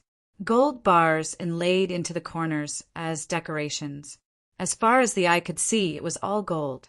Countless treasures dotted the area, emitting a halo of light that reflected off the golden light, making it even more dazzling. Gold and silver circulated in the mortal world, similar to spirit stones circulating in cultivators. But in the end, they weren't spirit stones, so cultivators rarely placed them in their eyes. But he never imagined that this soup man would have such strange hobbies. But the dazzling golden light filled his eyes, and he couldn't help but admit that he was filled with a heroic spirit, thick and sticky to the touch. Naturally, he was truly wealthy, disregarding the gold. Just the sea treasures that were used as decorations were all extremely expensive. In the final moments of the Sea Spirit Teacher competition, Qin Yu's thoughts stirred and he took away Wu Zetian and a massive number of Sea Race's spirit stones. He originally thought he was rich, but only now did he truly understand what it meant to be the pinnacle of wealth. He had no idea who this soup man was, but he actually had such terrifying wealth. As he thought of this, his eyes changed, revealing a bit of shock and praise. "Honorable Ning, there is no need to be envious. I look at these things every day and use them, but the truth is that none of them belong to me." Soup Man smiled as he walked forwards. He wore loose robes and looked like a rich country lord. He patted a pure gold beast head beside him and said, "Everything here belongs to His Majesty. I fear that the only thing that truly belongs to me is this gold? His tone changed. Honorable Ning, what do you think of this gold? I was born with a natural liking for this sort of thing. Qin Yu looked at it and said, It's quite nice. Soup Man suddenly laughed. Every time a guest comes, they don't dare to say anything on the surface, but I fear they find it strange in their hearts. I have also asked them this question, but all I get in return is a pile of flattering nonsense. In truth, it's just as Honorable Ning said, it's just nice to look at. It seems that Honorable Ning and I have a bit of fate together. If there is a chance in the future, we should get closer. However, the reason I asked Honorable Ning to come here today is because there is a troublesome matter. I hope that Grandmaster Ning will do his best. Like this, without warning, he entered the main topic. Facing Sootman's bright eyes, Qin Yu nodded. All right.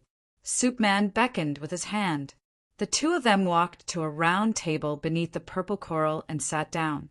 Of course, this table and chairs were carefully crafted from pure gold. He took out a wooden box from his chest and placed it on the table. Honorable Ning, please take a look first. Qin Yu took the jade box and opened it. Inside was some nutrient fluid that maintained its activity. Floating on the surface was something similar to a tree root. Its skin was slightly withered and it seemed ordinary, but the aura it contained caused Qin Yu's heart to shake and a dignified expression to appear on his face. When it came to sea spirits, he naturally didn't understand them, but after his soul became more powerful, his senses had become much sharper. Although it was only a short section, Qin Yu could still feel an incomparably tyrannical strength that looked down upon the heavens and earth. It was extremely small, but it was still impossible to ignore. Qin Yu picked it up with both hands and carefully observed it. Then he put it back and thought for a long time. He said, Soup Man, what request do you have? Soup Man nodded in satisfaction at Qin Yu's tactful response. I believe that Honorable Ning already has a plan in mind. I would like to ask if Honorable Ning has the confidence to restore this thing's vitality. Qin Yu was silent. Restoring vitality wasn't difficult. What was difficult was that this sea spirit seemed to have absorbed far too much tyrannical strength. It was originally formidable and could transform this tyrannical strength, but there was far too much of it and it had surpassed the limits of what it could withstand. Simply restoring vitality was only treating the symptoms and not the root cause. Soon, it would be destroyed by the tyrannical strength. The only solution was to enhance the sea spirit's strength and make it more formidable. Only then would it be able to contain the tyrannical strength it absorbed. To be able to absorb and transform such a potent and tyrannical strength, one could imagine the quality of the sea spirit. Wanting to increase its strength would naturally be incomparably difficult. Soup Man smiled. If Honorable Ning has any request, I will satisfy it. I ask that Honorable Ning give it a try. These words clearly indicated that he wasn't prepared to refuse. Qin Yu slowly said, I will do my best. Thank you, Honorable Ning. Soup Man stood up. I will send you over. After passing through a shining golden corridor, a transmission array appeared. Soup Man took out a jade card and it gradually lit up. As they stepped into it, violent fluctuations spread out. Space twisted and the two of them vanished from sight. After several breaths of time, everything in front of them was restored. All they saw was darkness, as if a torch was burning beneath the earth, but it still couldn't disperse the darkness. Across from them, there was a giant stone door that was tightly shut.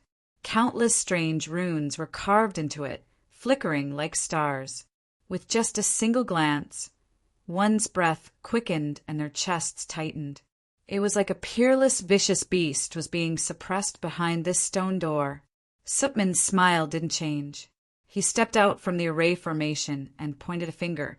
Honorable Ning, the sea spirit is behind this stone door. Please prepare yourself. He lifted a hand and pointed at the void. Layers of ripples spread out, falling onto the stone door as if they were knocking. After a series of dull thumping sounds, The runes on the surface lit up and the stone door slowly shook open. Chapter 162. Bang! At this moment, it was like an invisible, raging river rushed out from the stone door. Qin Yu's breath caught in his throat. Before his black robes could even flutter, they were pressed against his body. The violent aura roiled like numerous large millstones that surged and revolved without end, and they simply intended to crush and crush one into pieces. Soup Man had a calm expression, covering up the worry that flashed in his eyes. He turned and smiled. "Honorable Ning, there shouldn't be any problems, right?" In truth, Qin Yu's first thought just now was that he had already been exposed. But as he thought about it, he realized that if they really wanted to kill him, there was no need to go through so much trouble. As he listened to the light voice, Qin Yu's lips moved. He struggled to suppress the urge to greet Sutman's family. Just standing outside the door, the aura was already so terrifying. It could be imagined just how terrifying it would be after entering. Qin Yu's cultivation wasn't weak, and his demon body could be considered powerful. But he didn't have the slightest thought of entering. So he thought for a moment and said in a soft voice, "What if there's a problem?" Soup Man brightly smiled. "If there's a problem, you must try to overcome it. Young people must bravely move forwards. Moreover, I believe that with Honorable Ning's strength, you won't disappoint me." He slapped his forehead. "I almost forgot. After Honorable Ning enters, you can only rely on your own strength to resist. You absolutely cannot borrow anything else. Otherwise it will be very troublesome." As for how troublesome it would be, Soup Man didn't say. But looking at his bright smile, it couldn't be small. Qin Yu had failed. He cursed in his heart and then turned around, smiling and nodding. He took a deep breath and stepped towards the stone door. He felt as if he were going against the current. A powerful strength constantly impacted his body, but it was separated and flowed away. Standing at the door, Qin Yu took a deep breath and stepped in. Then the feeling suddenly changed. It was like he had fallen from a raging river into a raging sea. The tumbling waves carried with them a strength that could destroy all. Qin Yu stuffily coughed, and his face paled. Behind him, the stone door quietly closed. Everything in front of him was dark. Outside the stone door, Sutman's smile faded. After a long period of silence, he revealed a self-deprecating smile. "Ha! I really feel sorry for my mother and the others. I've been gone for so long, and yet people still mention me. But there's nothing I can do about it. Isn't there an old saying that the sea races are helpless in the sea?" He fell silent once more. His eyes gradually turned dignified. He whispered, "Honorable Ning, you can curse me however you like, but I really have to trouble you." The main hall of the royal palace was empty. On the dragon throne, the sea sovereign had an indifferent expression. He looked out the window, his expression calm and leisurely. "Your Majesty, Soup Man has sent Honorable Ning in." "Yes, Your Majesty."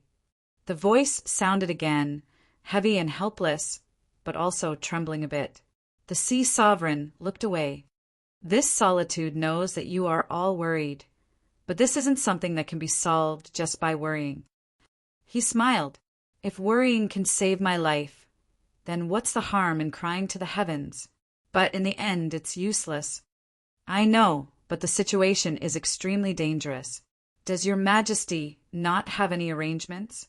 The sea sovereign lightly said, "Everything has happened too suddenly. This solitude and all of you weren't prepared. But even so, there is no need to panic. After all, this day will eventually come. I know it, and you know it too. I've already arranged everything that needs to be done. If it's too late, just do as I say." "Yes, Your Majesty." The voice fell silent. The sea sovereign sighed. He was a bit helpless, a bit sad, but even more calm. He had lived for a long, long time, far longer than any living being in this world. He had climbed to the peak of authority and had enjoyed everything he could. In truth, he didn't have any regrets in death. It was just that he was a bit unwilling in his heart. "Honorable Ning, thinking of the sea, The spiritual baptism lasted for nearly 10 hours. A trace of anticipation flashed in the depths of his eyes, but he soon calmed down.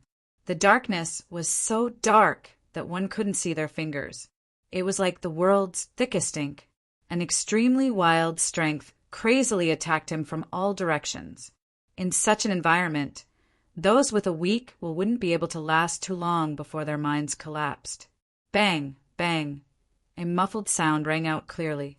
It wasn't that he heard it with his ears, but that strength from the outside bombarded his body, passing through his flesh and bones. Chinyu coughed and spat out a mouthful of blood, his chest feeling much better. The wild strength behind the stone door completely cut off his senses. He couldn't tell left from right, so he could only move forwards towards the source of the wild strength. But the closer he got to the source, the stronger the strength became. At first he was able to resist it, but now he was gradually being injured. The road ahead was dark and he couldn't see the end. If things continued like this, he didn't know how long he could last. However, Chinyu wasn't too worried. Old C had said that no one would dare to casually move against him with his current status before he was exposed, so he wasn't being perfunctory. So, since Soup Man had sent him in, he should be safe with his strength. He steadied his feet and withstood the wild bombardment. Chinyu gasped for breath for a moment before continuing forwards. 2 hours. 4 hours. 6 hours. In the blink of an eye, a day passed. In the grand hall, the Sea Sovereign shook his head and gently sighed. It seemed that he had been overthinking things. The great Tao was truly ruthless. Since he was doomed to die here, there would be no leeway. Even though he knew he would die, this ruler of the highest authority in the world didn't panic or feel fear. Instead, he revealed a happy smile. This was because, even when facing the world, he had still managed to last for so many years. Thinking of this, even with his status, he couldn't help but feel proud. Outside the stone door, Supman's complexion paled. He mumbled to himself, "How could this be? How could this be?" Suddenly his eyes widened and he began to violently cough. But he couldn't care about this. He took out a black spirit shell from his chest and struck it out. "Cough, cough, cough. Your Majesty, the companion vine's strength, cough, cough, cough. Has there been any change?" Supman's voice echoed through the grand hall. Sitting on the dragon throne, the supreme sea sovereign suddenly stiffened. But in the next moment he returned to normal. His voice was calm and dignified. It is slightly stronger than before." Supman's round face twisted, as if he were about to cry. What sort of cultivation did His Majesty have? Although his senses were only slightly stronger, the true situation was likely several times stronger. According to the information he had obtained, Honorable Ning should have been able to safely arrive. But now it seemed the Grand Hall was deathly silent. Those that had the qualifications to speak with His Majesty all held spirit shells in their hands, their complexions deathly pale. Suddenly, an angry roar echoed out. "Soup Man, you have harmed His Majesty. You have harmed His Majesty." Their final hope, and also their most likely hope, had been destroyed in front of their eyes. Even the most important minister of the sea races couldn't withstand such a dramatic contrast. He lost his voice and roared out loud. Soup Man froze in place. That's right, His Majesty wasn't in a good state right now, so he could be forgiven for his negligence. But how could he not have discovered that the companion vine's strength had increased? He looked up at the closed stone door and suddenly reached out a hand. A rune flew out from the stone door, twisting as it fell into his hand. Heaven's shrouding symbol. It is actually a heaven shrouding symbol. "Your Majesty, this old servant has let you down. I have let you down." Soup Man fell to his knees and wailed.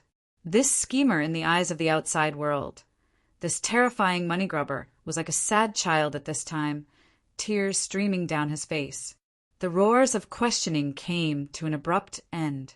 No one thought that there would be someone who had reached out to His Majesty. His hand had reached there, and he had even arranged everything ahead of time to push His Majesty into a dead end. This matter was Supman's negligence. But all of them had the qualifications to reach the stone door and had gone there more than once. But none of them had discovered anything. Strictly speaking, everyone was in the wrong. "Your Majesty, please punish us." Sitting on the dragon throne, the sea sovereign frowned. This was the same expression he had when he heard the words "heaven" shrouding symbol.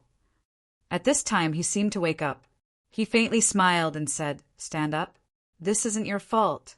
After all, who could have imagined this?" He looked up at the entrance of the hall, his eyes as deep as an abyss. "When the dynasty changed in the past, this solitude protected them with everything I had. Now, it seems that they only have themselves to blame. Otherwise, they wouldn't have suffered such a backlash. In the end, this solitude was far too arrogant. I never thought that he would be able to arrange things to this degree."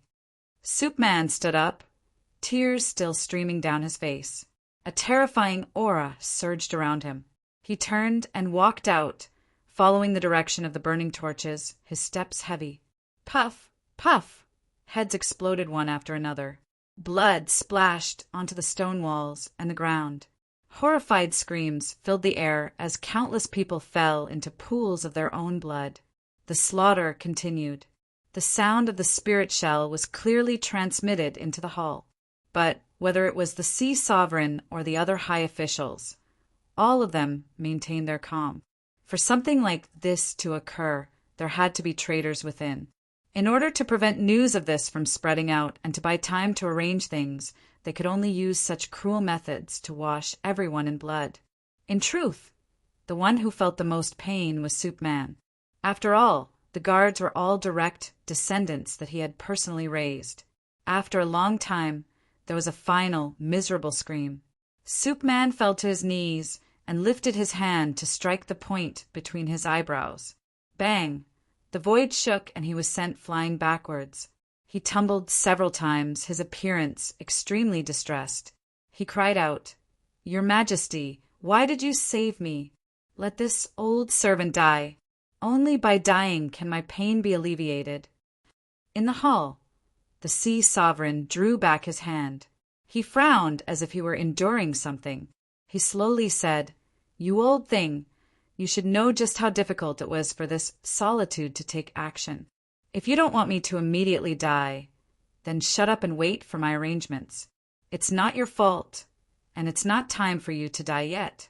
I want you to assist the new king in stabilizing his rule after I return to heaven." Supman fell to his knees. "This old servant is willing to sacrifice his life for you. Your Majesty, please instruct us." The sea sovereign was silent for several breaths of time. Then his cold and callous voice echoed through the hall. "Summon all princes and princesses into the palace. No one is allowed to be absent. Summon the generals of the legions to immediately enter the palace to receive orders. Summon the storms of the 8 directions to draft the document of succession. Summon the turtle great Dipper to enter the palace to wait upon the emperor." An awe-inspiring aura flowed through the main hall. The air suddenly became cold, as if it was about to freeze. This ruler of the sea tribes that had been silent for so many years, in the final moments of his life, was finally going to bare his fangs and erase all the factors that tried to shake his rule. "Order the Dark Knight Division to start the execution process. My time is limited, so don't interrogate me. Within a day, I want the blood of the 36 cities in the royal capital to cover the earth." It stopped abruptly. His Majesty, who was cold and murderous, and whose momentum was gradually rising, froze on the spot, extremely stunned. Your Majesty, what's wrong?" "Don't scare this old servant. Your Majesty, wake up." After a brief silence, Supman and the others cried out in sorrow. Their robes were instantly soaked in a cold sweat. If His Majesty really died, then in the blink of an eye, monstrous waves would rise. "This solitude is fine." These words were like heaven and hell. All of the high officials nearly wept tears of joy. "Your Majesty, please don't be like this again. there might be a chance for things to turn for the better. These words echoed throughout the hall. The sea sovereign had a strange complexion. After a long period of silence, he said, "The previous orders temporarily revoke." Chapter 163. The darkness was like a quagmire, wrapping around one with layers upon layers. If one fell deep within, they would be powerless to struggle. In the end, they would be swallowed up and reduced to bones. No, perhaps they would be crushed bones. After all, such a tyrannical strength was enough to crush a corpse into countless pieces. As Chinyu thought of such a tragic fate, he gasped for breath. He clenched his teeth and squeezed out from the darkness. Then he slumped to the ground, his chest heaving up and down like a bellows. He thought that Old C's words weren't truthful and that Soup Man was nothing at all. He cursed and roared inwardly. After a long time, he recovered some of his strength. He stood up in the dim light and looked in front of him. The massive underground space was covered with vines. They were thick beyond imagination, and the parts that occasionally rose up were like ancient trees that towered into the heavens. Countless roots grew out from the vines, drilling into the earth and absorbing nutrients. But it was impossible for it to grow to such a scale just by relying on this. The corners of Chinyu's lips twitched. The root-like object that Soup Man had given him really came from here. It was really difficult for that old thing to find such a small part of such a massive object. Bang! With a loud explosion, the thick vines in the distance exploded. A wild and tyrannical strength surged outwards, tearing apart everything around it and sending leaves flying everywhere. The explosion caused a chain reaction. Several more small-scale explosions occurred. The vines wriggled like living creatures, rapidly growing. After several breaths of time, all traces of the explosion vanished from sight. The broken branches and leaves were covered up and absorbed, as if that scene just now had been nothing but an illusion. But in the end, it wasn't an illusion. Chinyu's complexion paled. If he had been caught in that explosion, even if his demon body was powerful, he feared he would have been blown to pieces. "Soup Man, you old bastard." Of course, Chinyu could guess that this matter didn't have much to do with Soup Man, but he couldn't offend that person, so he could only vent his resentment on him. Now, these vines were filled with a tyrannical strength. They were like unstable volcanoes. Any external stimulation, such as a collision or stepping on them, could cause them to explode. He looked up at the dense jungle of vines. Chinyu made up his mind that he absolutely wouldn't step in. But if he didn't do anything, even if he left here, the royal palace wouldn't give up. Chinyu hesitated and then bitterly smiled. Whatever, he might as well give it a try. Otherwise, that old bastard Soup Man might just let him fend for himself here. His divine consciousness broke out of his body and carefully scanned the surroundings. Finding nothing out of the ordinary, he took out the silent stone and placed it in his palm. Then, with a flip of his hand, a foot and 2 inches of sea blue unfurled. A deep blue light shined down on one of the branches of the vine. It slightly trembled, and just as Chinyu was about to erupt with strength and retreat, the vine actually retreated on its own initiative. Then, like flowing water, countless vines gave way, revealing a straight path that led deep into the forest. Chinyu revealed a look of surprise. He never thought that this vine would have a basic consciousness of its own and be able to feel the little blue lamp's strength. Was it moving aside so that he could reach the root and save it? His face was cloudy and uncertain. After a long time, he took a deep breath and strode forwards. Of course, he was already prepared. If anything went wrong, he could immediately use the blood escape. Luckily, the vine seemed to know that this was a matter of life and death. Occasionally there would be explosions, but they were covered up by the layers of leaves and branches, not affecting Chinyu at all. The journey was smooth, but Chinyu was still secretly startled. The underground space was far larger than he had imagined. Naturally, the volume of the vine was even more terrifying. Finally, a large black stone appeared in his line of sight. It was so large that it might be more appropriate to call it a small mountain. Layers upon layers of twisted roots wrapped around the black stone. All of the vines extended out from here. It was clear that this was where the main root was located. Qin Yu was secretly shocked. He found it hard to believe that these vines were actually multiplied from a single plant. But the exposed roots were cracked and withered, each one brimming with the aura of time.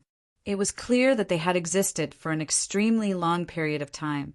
Thinking for a moment, Qin Yu walked over to the black stone.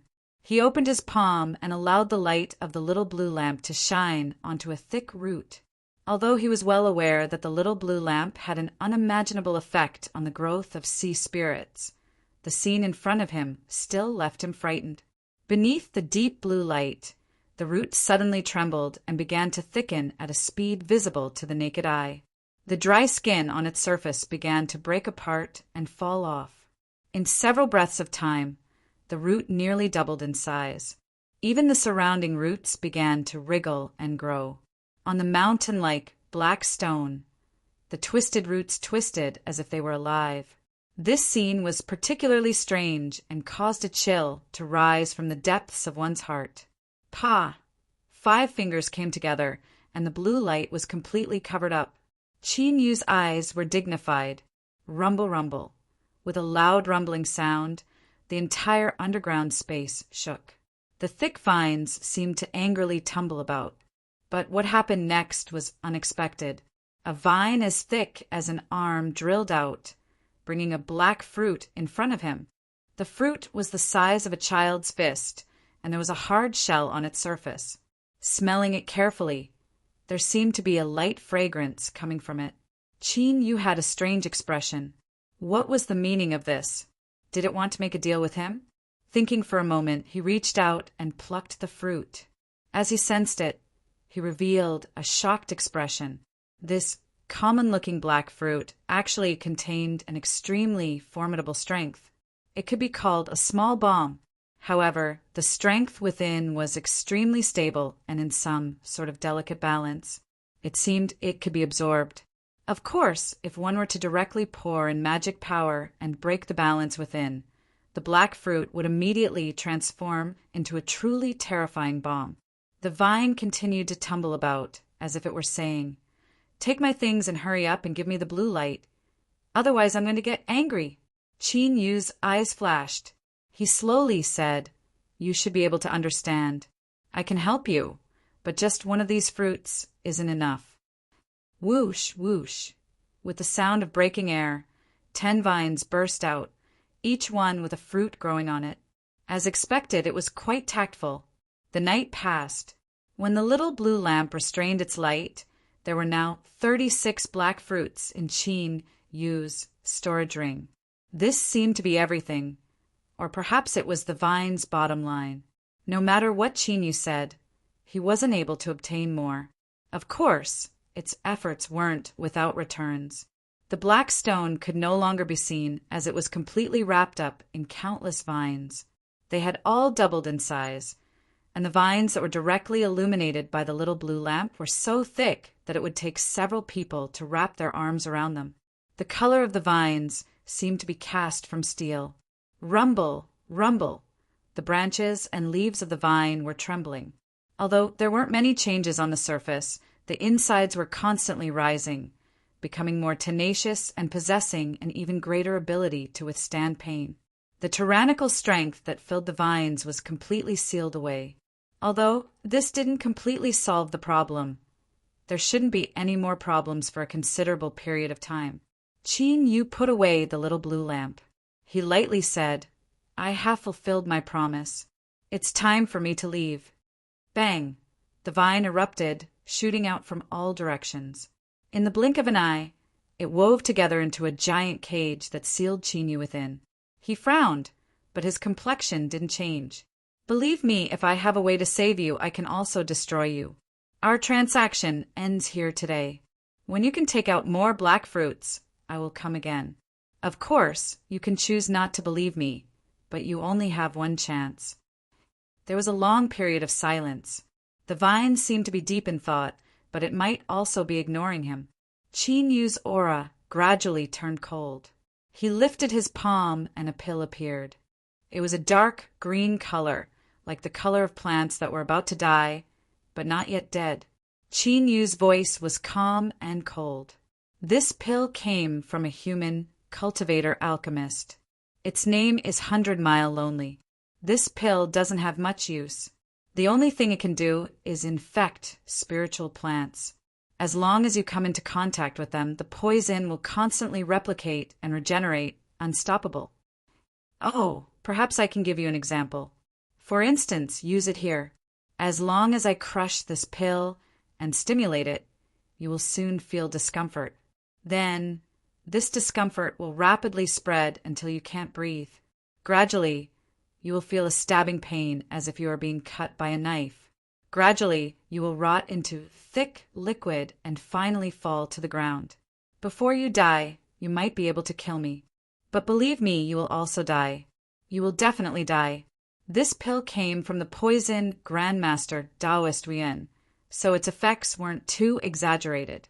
After all, if he didn't have some hidden cards, he wouldn't have dared to take out the little blue lamp to save this vine that had clearly developed a consciousness of its own. The vine responded. The vines that wove together into a net began to rub against each other, emitting a deep sound. As they collided in midair, they formed strange syllables. You keep your word. Beneath the black robe, his eyes were cold.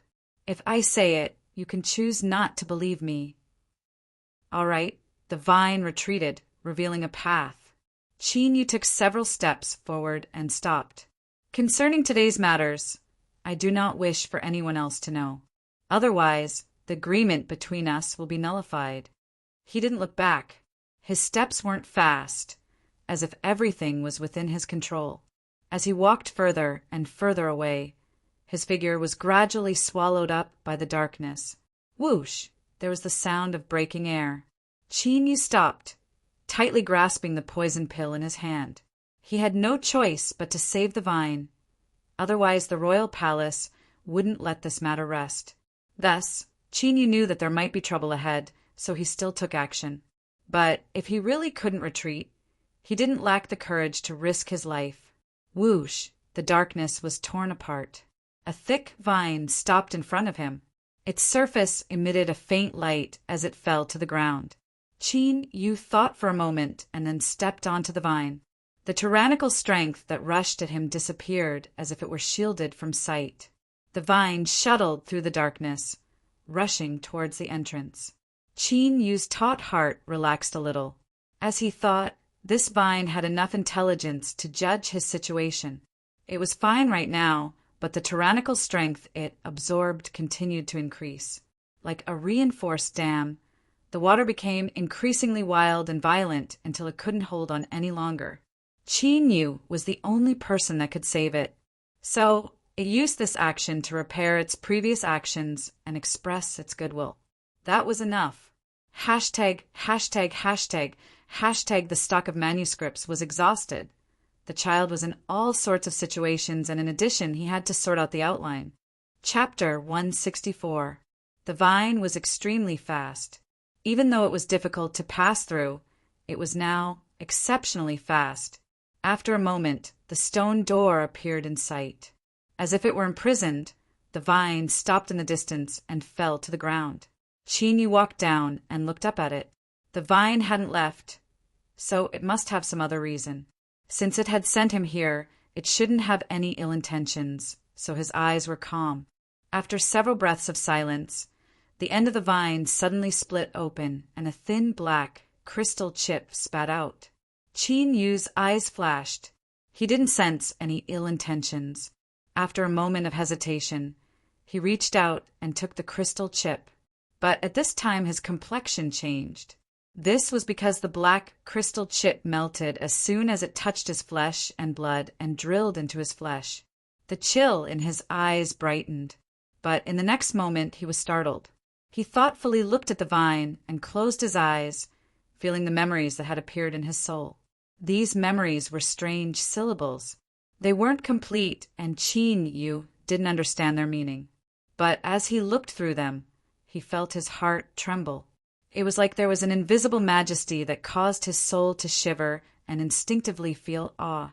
But soon, Qin Yu discovered that this wasn't just because of awe, but because something was about to gush out from his soul. Shwa, a sea chart unfurled above his head. Islands dotted the rolling waves. At this time, light gushed out from the islands as if they were starry skies. These syllables surged in his soul, gradually turning into an impulse. So, Qin Yu lifted a hand. After a moment of hesitation, he pointed somewhere in the sea. There was a loud ringing sound. The light of the islands on the sea chart instantly vanished from sight. It seemed as if it had been drawn out and exhausted. There was a brief dizziness in his mind. Then, as his mind cleared, a picture scroll appeared in front of him. In the boundless sea, a great sun hung high in the sky. The waves were calm and gentle. Sunlight sprinkled down, reflecting off the sparkling waves. This was rare good weather. There were large ships sailing on the sea.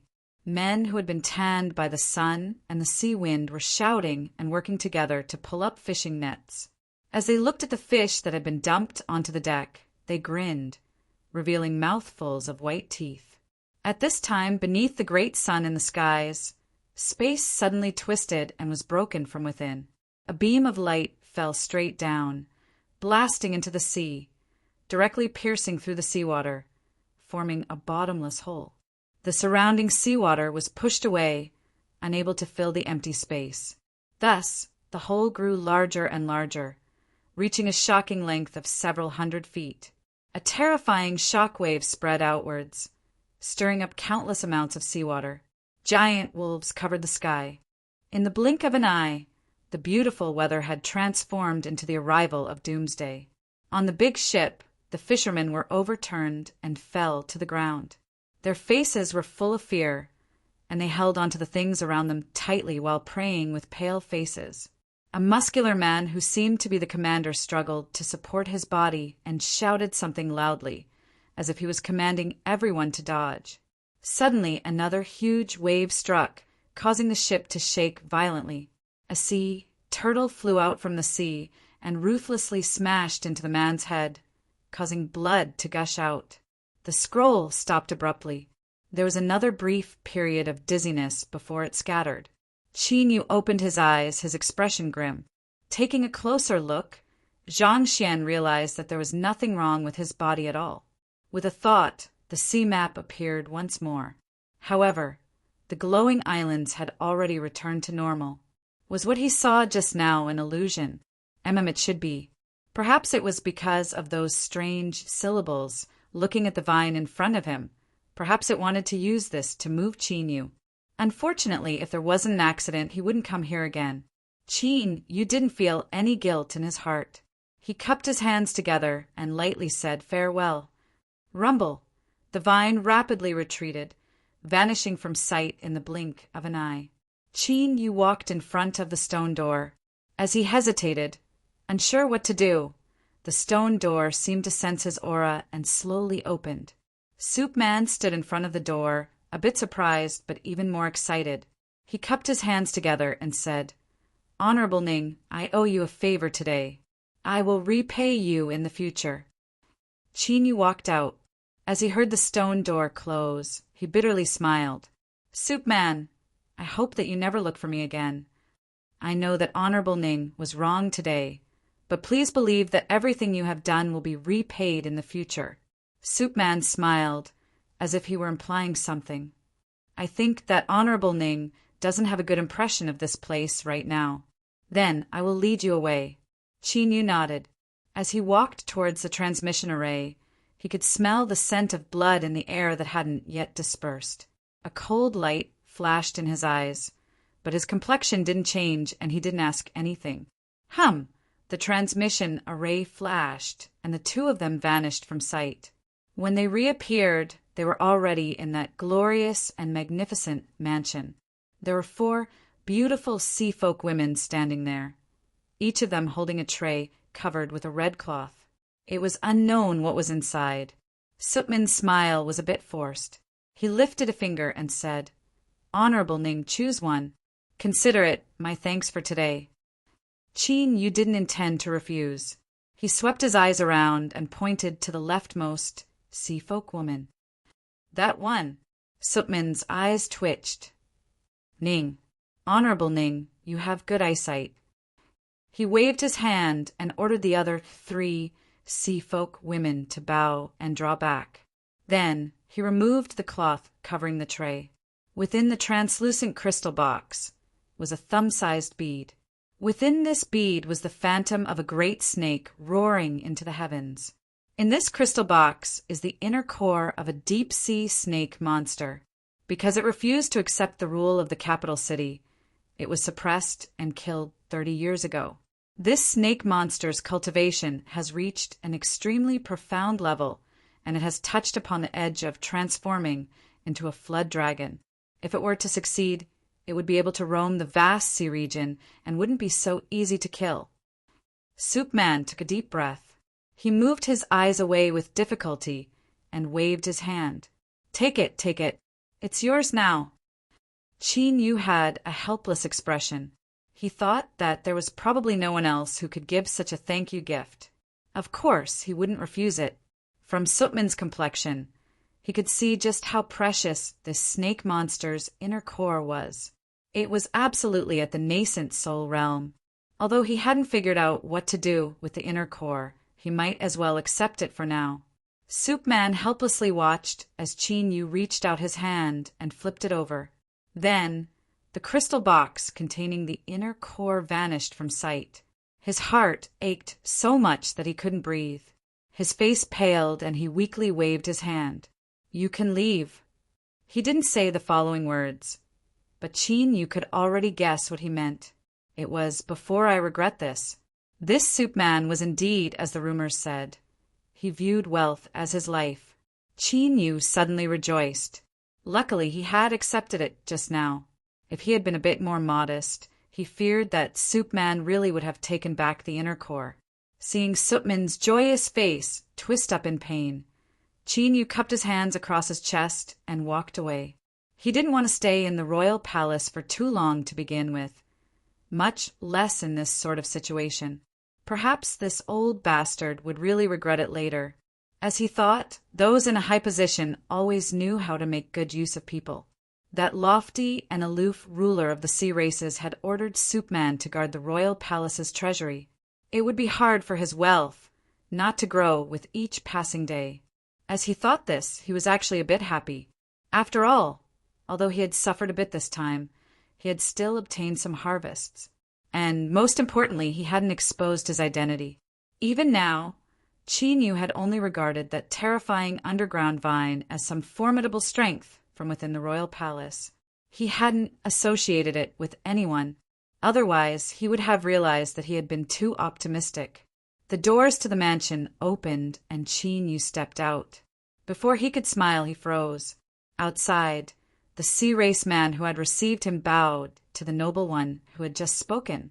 Then he turned and walked back. "Grandmaster Ning, I will escort you back." He seemed to have a faint idea of what was going on, and his tone became a bit more respectful. Qin Yu nodded. He looked straight ahead as he boarded the carriage. After several breaths of time, it began to slowly move away. The noble one outside the mansion was a beautiful young girl. Between her eyebrows was a delicate scale. Her name was Hai Flourishing Qian, the Sea of the Sea and Flourishing Qian. "Princess, Soup Man invites you in." A maid ran out and respectfully said. The princess nodded. She took several steps towards the mansion and then stopped. She looked at the carriage that was gradually moving away and turned around, her eyebrows furrowing together. After thinking for a moment, she turned and whispered something into the ears of the maid next to her. The maid revealed an awkward expression. The princess had a light expression. "I didn't ask you to do anything. I was just a bit curious." The maid, who was familiar with the princess, rolled her eyes inwardly. She thought that her words were quite meaningless, but since she had spoken, she had no choice but to do it. She respectfully bowed and hurried away. She thought that she would have to make proper arrangements and not stir up any trouble. The carriage drove out of the royal palace.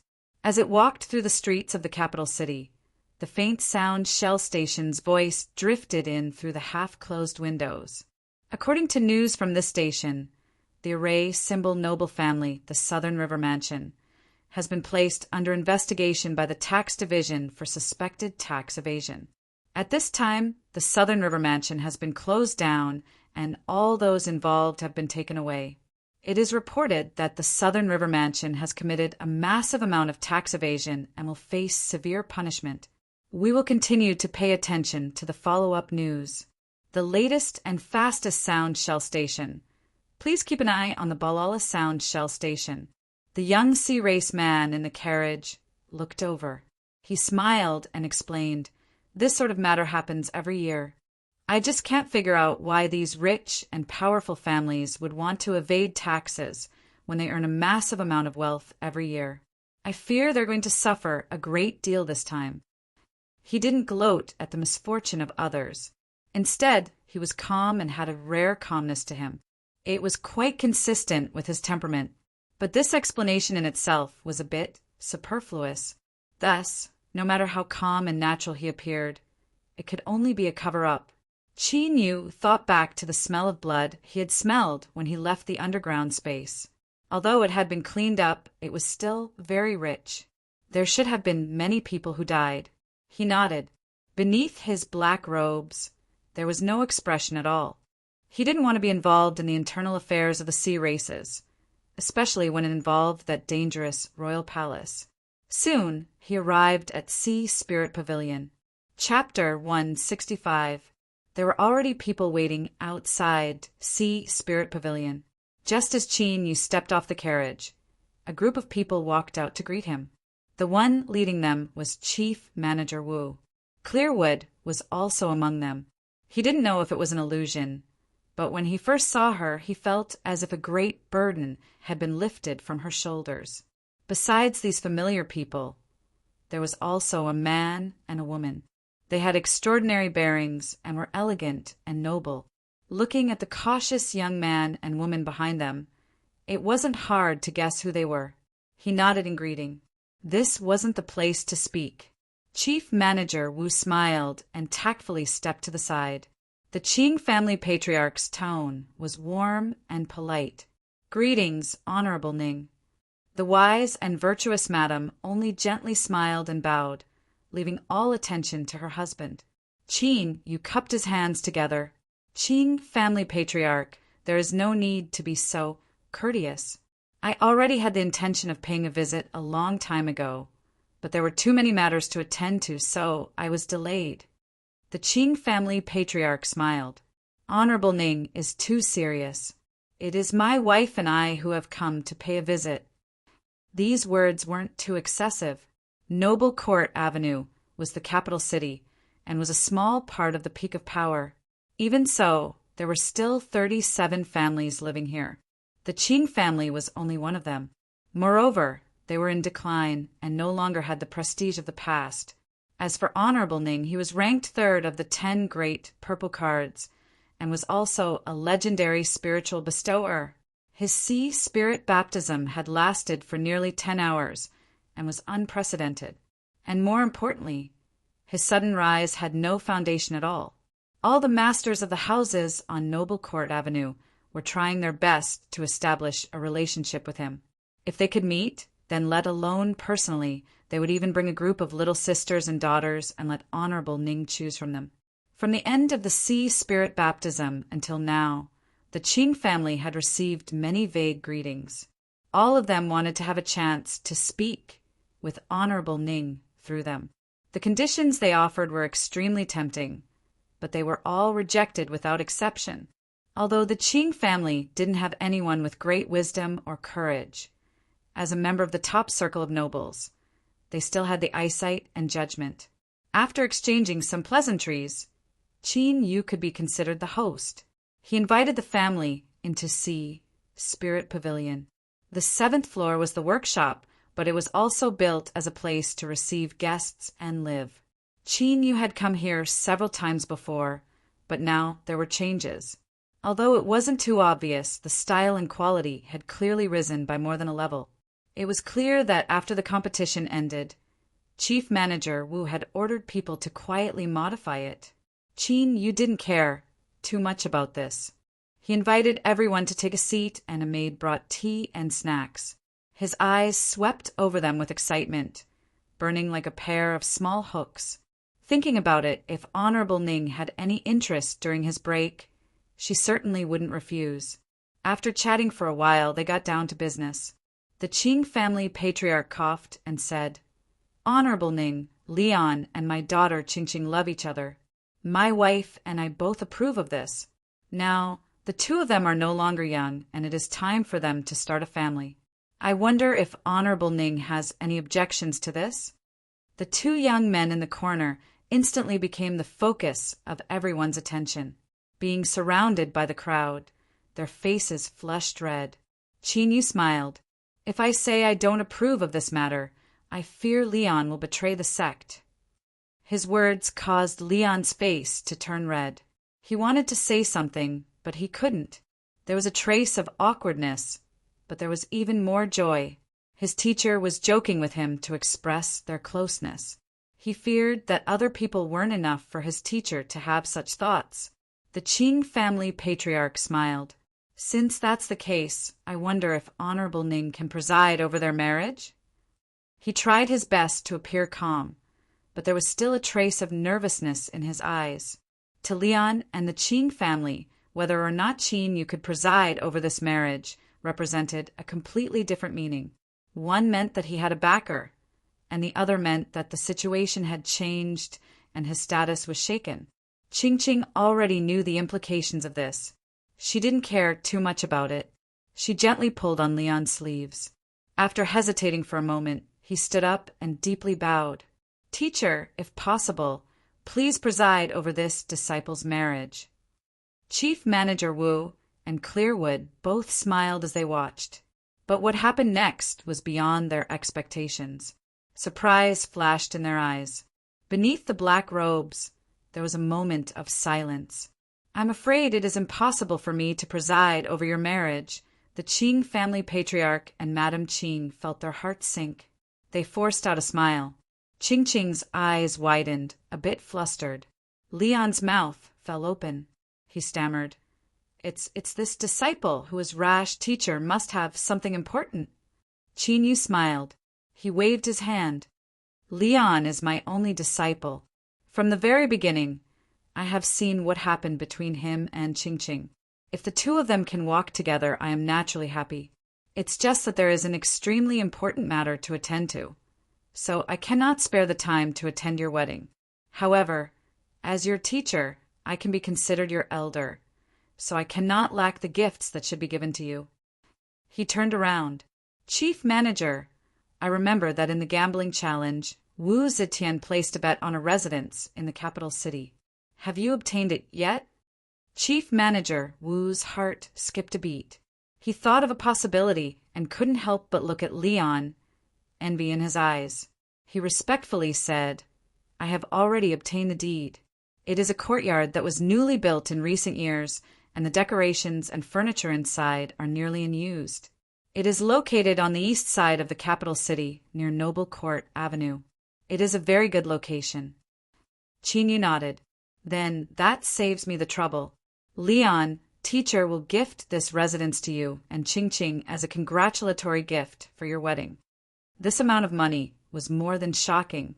The Qing family could be considered a great family with a great background, but it was impossible for them to casually gift such a large residence to someone else. It had to be known that with Wu Zetian's status, he had spent dozens of years building this residence. The decorations inside and outside were all top-quality items. Even if it wasn't worth 100 million spirit stones, it wouldn't be much different. The Qing family patriarch and Madame Qing were shocked. They quickly refused, saying that it was impossible for two juniors to be married like this. Leon and Qingqing also expressed that they didn't dare to accept. Qin Yu smiled and shook his head. "It's just a residence. I fear I won't live in it, and it would be a waste to leave it unused." Leon, what do you think? Leon was about to refuse when he suddenly remembered that beneath his teacher's black robes was a human. He wasn't an idiot, otherwise it would be impossible for him to possess such a formidable talent as a sea spirit teacher. Teacher, he might be leaving soon. Yes, that must be it. Thinking of this, he felt an inexplicable sense of panic and also a bit sad. After hesitating for a while, he pulled Ching-Ching to her knees. Thank you for teacher's generous gift. Chin, you flicked his sleeves and pulled the two of them up. Chief Manager Clearwood, after this seclusion, I might leave the capital city for some time. I ask that you look after Leon. Chief Manager Wu's thoughts stirred. He thought back to what Old C had said and knew that Honorable Ning really did have thoughts of leaving the capital city. He nodded. I ask that Honorable Ning rest assured. Clearwood seemed a bit distracted. She only nodded, not saying much. The Qing family patriarch and Madame Qing were both surprised and happy. They didn't notice anything strange at this moment. Their hearts were filled with excitement, and their restlessness had long since faded away. With such a generous gift, even if Honorable Ning couldn't attend the wedding, it was enough to show how much he valued Leon and the Qing family. In the future, as long as they managed things well and maintained their relationship with Grandmaster Ning, it would only be a matter of time before the Qing family rose again. After obtaining a satisfactory answer and learning that Honorable Ning would be in seclusion for some time, the Qing family patriarch and Madame Qing stood up and bid their farewells. Ching-Ching left with them. The sea races also had similar rules. It wasn't good for a newly married young man and woman to meet in private. Leon stayed behind. He lowered his head slightly and remained silent. Chief Manager Wu thought that Qinyu knew that Qinyu was leaving, so he wasn't surprised. He took out 3 storage shells and placed them on the table. Honorable Ning, the first one contains all of the profits you obtained from the gambling challenge. The second is the 20 million spirit stones that Master promised you. There are also some soul-strengthening treasures that are on their way. They will arrive at the capital city in the next few days. The third one is Old C's gift to you. He didn't know when Honorable Ning would leave, so he had to make sure he handed everything over before then. At this time, after handing over the 3 storage shells, he let out a clear breath of relief. During this period of time, he had been trembling with fear while carrying these things. The 4 swordsmen of the sea mantis race could also rest for a while. Qinyu nodded. He put away the 3 storage shells and casually asked, "Where is Old C?" Clearwood said, "Teacher's injuries have temporarily stabilized, but in order to avoid leaving behind any hidden dangers, he will need to go into seclusion for some time." Just as everyone thought she had finished speaking, this cold woman suddenly said, "Honorable Ning, do you really want to leave?" Chief Manager Wu furrowed his eyebrows. Although everyone had guessed this, it wasn't good to rashly say it out loud. But at this time, as he looked at Clearwood's eyes, he seemed to realize something. A strange expression appeared on his face, and he couldn't bring himself to blame her at all. Qinyu was startled. He nodded. There was no need to hide this. Perhaps someone as astute as Old C had already guessed something, so he had Chief Manager Wu deliver the gifts to him before he went into seclusion. "Can't I stay?" "I can't." Qinyu smiled. He earnestly said, "There are some matters that need to be resolved by me. So, although the capital city is good, it is still my hometown." Clearwood's eyes darkened. She nodded, no longer speaking. She and Chief Manager Wu only thought that Qinyu was speaking about his hometown. Only Leon knew why his teacher had to leave. He was already too dazzling right now. An accident could occur at any moment, especially when an invitation from the royal palace appeared. He was fine this time, but what about next time? What about the next time? There would always be a day when something would happen. As wise and cautious as his teacher was, how could he not see through this? So he had to leave. After Chief Manager Wu and Clearwood bid their farewells and left, Qinyu glanced at his unhappy disciple. "All right, I will leave sooner or later. Being able to leave safely is the best result I can hope for. You should be happy for me." Leon's eyes turned red. "Teacher, will we ever meet again?" Qin Yu thought for a moment and then shook his head. "I don't know, but I believe that in the future, Leon, you will definitely become a truly great figure. Brett, you can do it. Ching Ching is a good girl, so don't disappoint her. Go, I will be going into seclusion soon. Before I leave, I will see you again." Leon nodded. He respectfully bowed, took several steps back, and left. Qin Yu gently sighed. It wasn't that he was in too much of a hurry, but that the situation was beyond his control. When he left Sutman's mansion, he never thought he would run into Princess Lushy. Although he thought his performance was flawless, this girl had already begun to suspect him. That's right. Although Princess Lushy appeared calm, the strange light in her eyes didn't escape Qin Yu's notice. With her status, it was easy for her to obtain the recording that had caused such an uproar. Perhaps it couldn't prove anything, but as long as she had some evidence, locking onto his identity was only a matter of time. Thus, Qin Yu couldn't wait any longer. He had to immediately go into seclusion and refine the last of the 5-element spiritual objects. Before his identity was exposed, he had to leave the Sea Race capital city. Chapter 166. Sea Spirit Pavilion announced that Honorable Ning had gone into seclusion once more. Thus, the signing of the Supreme Treaty would be delayed indefinitely. Of course, this was agreed upon at the very beginning. Even if it was delayed indefinitely, Sea Spirit Pavilion didn't need to compensate the customer. If it were any other Sea Spirit teacher that dared to continue like this, they would likely cancel the agreement in the shortest possible time. But this time there were only an extremely small number of people that chose to cancel the agreement. This was because those that didn't hesitate to spend a massive amount of money to sign the Supreme Treaty only wanted a chance to form a relationship with Honorable Ning. As for waiting, that wasn't a problem at all. Royal Palace, in that familiar grand hall, the Sea Sovereign frowned, as if he were thinking about something. From time to time, he revealed a puzzled expression. At this time, a respectful voice sounded out from outside the hall. He let out a breath and composed himself. "Come in." The doors to the hall were pushed open. Several high-ranking officials excitedly stepped in. The one at the front was Soup Man. "It's fine, it really is fine." He fell to his knees. "Your Majesty, this old servant can finally see you again. This is too wonderful." Before his voice fell, there was a loud bang like a great drum. Soup Man was sent flying backwards, tumbling several times before crashing into the hall. The ground shook, but the hall itself wasn't damaged at all.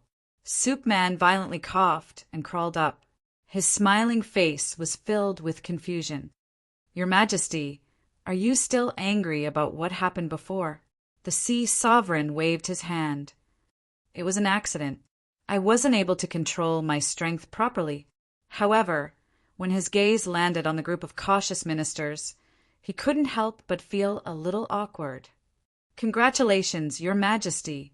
Of course, this embarrassment was only temporary. Soon, everyone revealed smiles. The Sea Sovereign nodded. "This time, it can be said that we have profited from a disaster. Your Majesty's meaning is?" "If there isn't an accident, then this solitude should be fine for the next 20 years. These words caused the several high-ranking officials to be overjoyed. Soup Man was even more excited. This old servant knew that Honorable Ning was a skilled person. "At least I didn't lose out on the gift I sent him. Your Majesty, may I ask how Honorable Ning did it?" The Sea Sovereign thought for a moment and then shook his head. "You should all be aware that although this solitude and the companion vine are one, it rejects me to the extreme. This was normal. After all, it was Gu who was dragging him to his death. However, although it doesn't say anything, this solitude can still feel something. Honorable Ning must have used some method to increase the strength of the companion vine in a single day, allowing it to have an even greater capacity." Sutman's eyes flashed. "If so, then we can't let him go." Of course, since Honorable Ning has a way to strengthen the companion vine, you cannot take even half a step out of the capital city. This may be unreasonable, but for the sake of His Majesty, I have no choice but to do it. Immediately order people to strictly monitor the situation. I hope that Honorable Ning can understand.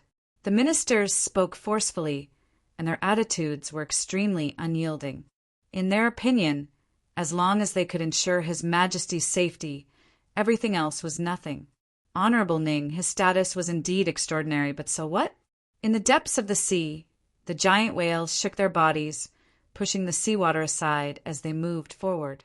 Each one of them was covered in thick scales. They would occasionally open their mouths, revealing rows of sharp teeth that were as sharp as knives. They would cut up the fish and shrimp that fell into their mouths and swallow them. Killer whales were one of the most ferocious and terrifying races of the sea races. They were innately fond of slaughter. There were very few people that dared to provoke killer whales, much less now that 5 killer whales were gathered together. Their massive bodies cast a shadow that caused countless sea creatures to flee in panic. On the backs of the 5 killer whales, halos of light flowed, separating them from the icy cold seawater. They formed a small enchantment similar to the one in the capital city. The largest killer whale was in the center. Within the enchantment, there were several thousand craft houses. It was unknown how they were fixed, but as they moved forward, they didn't seem to shake at all. An 11 to 12-year-old girl had a pair of deep blue eyes that were as clear and beautiful as the calm sea. At this time, her lips were wrinkled, as if she were bored to death. "Seventh Auntie, it's too boring to travel. How about we stop for a day and stroll around?" Afraid that she would be rejected, she quickly raised her hand. "I promise that I will absolutely listen to you and won't cause any trouble." The one called Seventh Auntie was a strong woman. She wasn't mistaken, she was a woman. Although using the word strong to describe this woman didn't seem right, it was actually quite appropriate. Her skin was dark and her eyes were wide.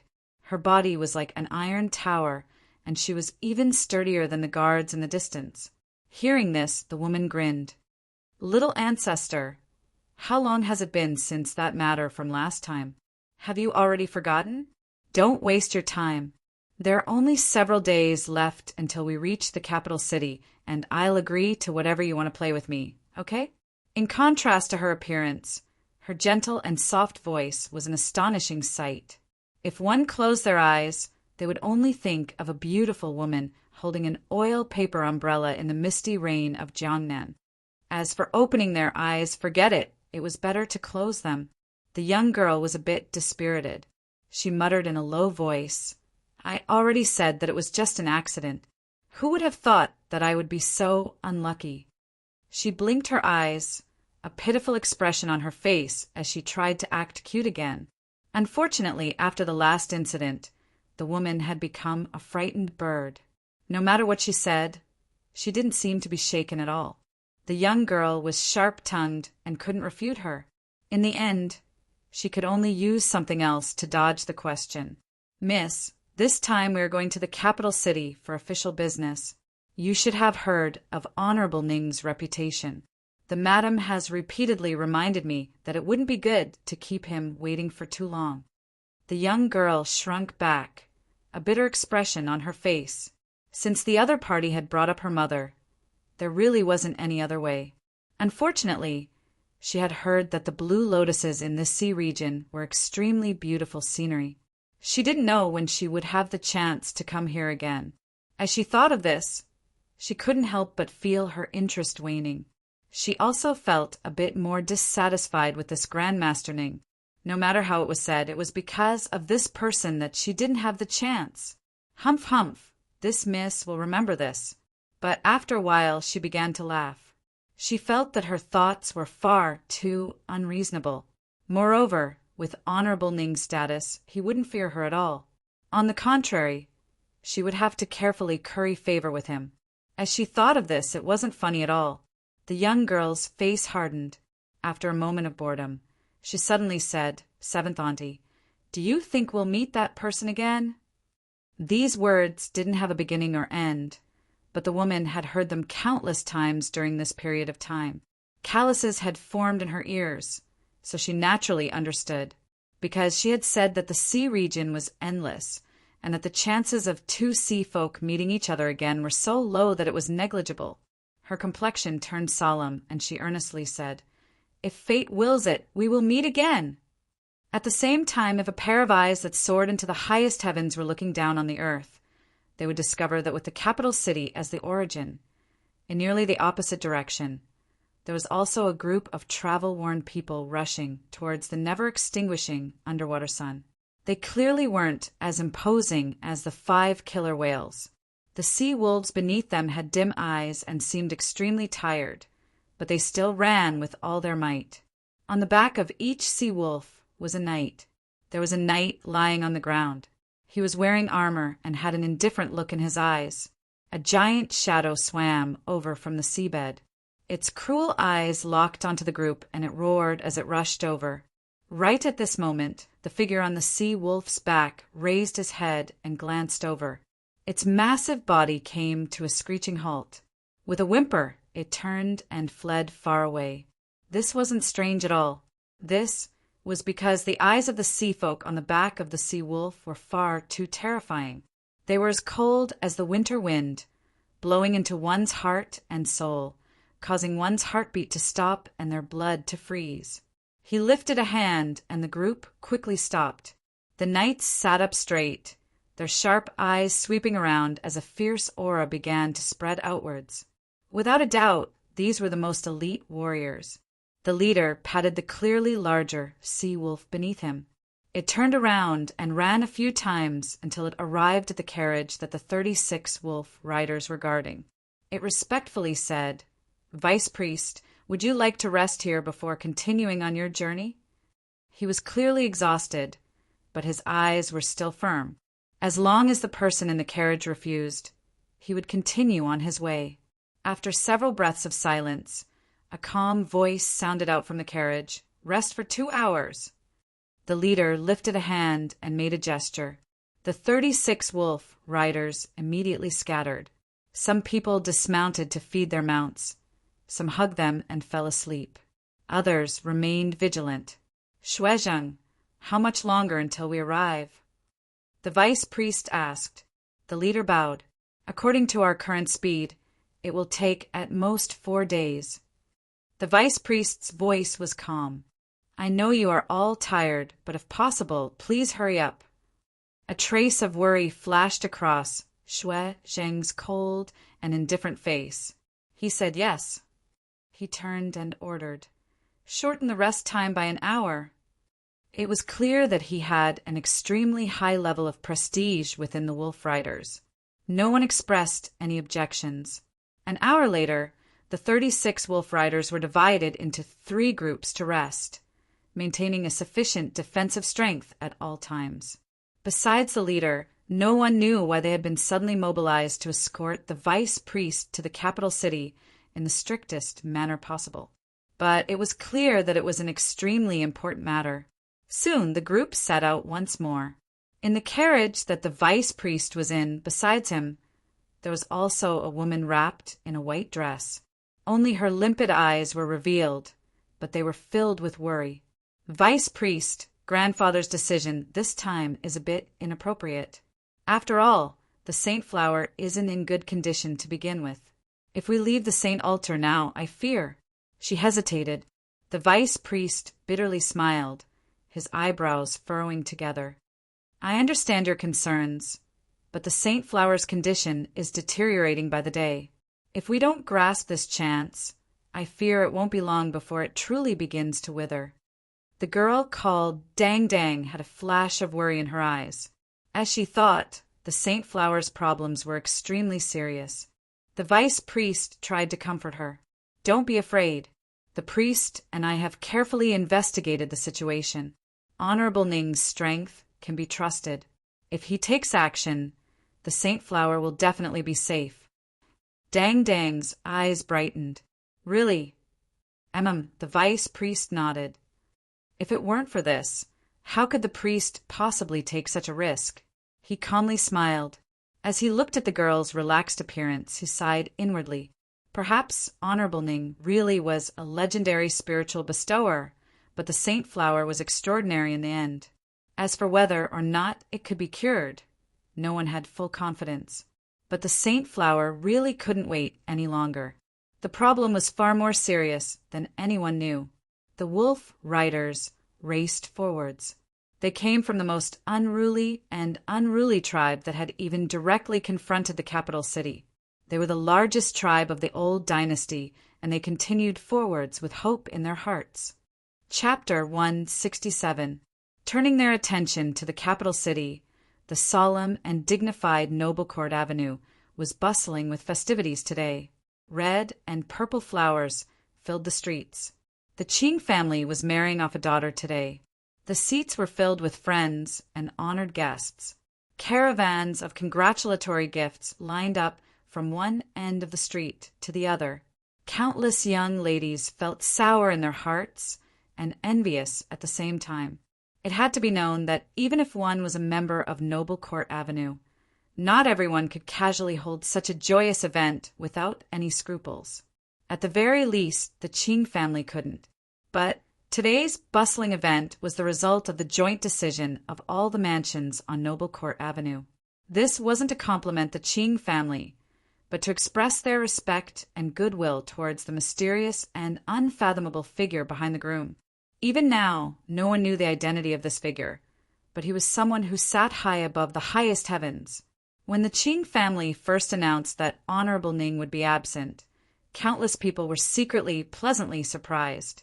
But as soon as the list of gifts was revealed, all of these thoughts were crushed to smithereens. There was no one on Noble Court Avenue that was unfamiliar with Wu Zetian's dwelling. After all, it had been built for over a decade, so they naturally knew just how valuable it was. Now, that dwelling that was rarely lived in after it was built was at the very front of the list of gifts. This alone was enough to show just how much Honorable Ning valued his disciple. No, in the eyes of all the families on Noble Court Avenue and even the entire capital city, this had already surpassed the scope of value. Rather, it was an absolute closeness, one that was viewed as a nephew. Otherwise, how could such a great gift be given? Thus, this was the reason why the Qing family was so excited today. The capital city looked over. Congratulations, congratulations! For the Qing family to obtain such a dragon-riding son-in-law, it is truly the envy of others. A talented man and a beautiful woman, this is a match made in heaven. The Qing family patriarch was all smiles.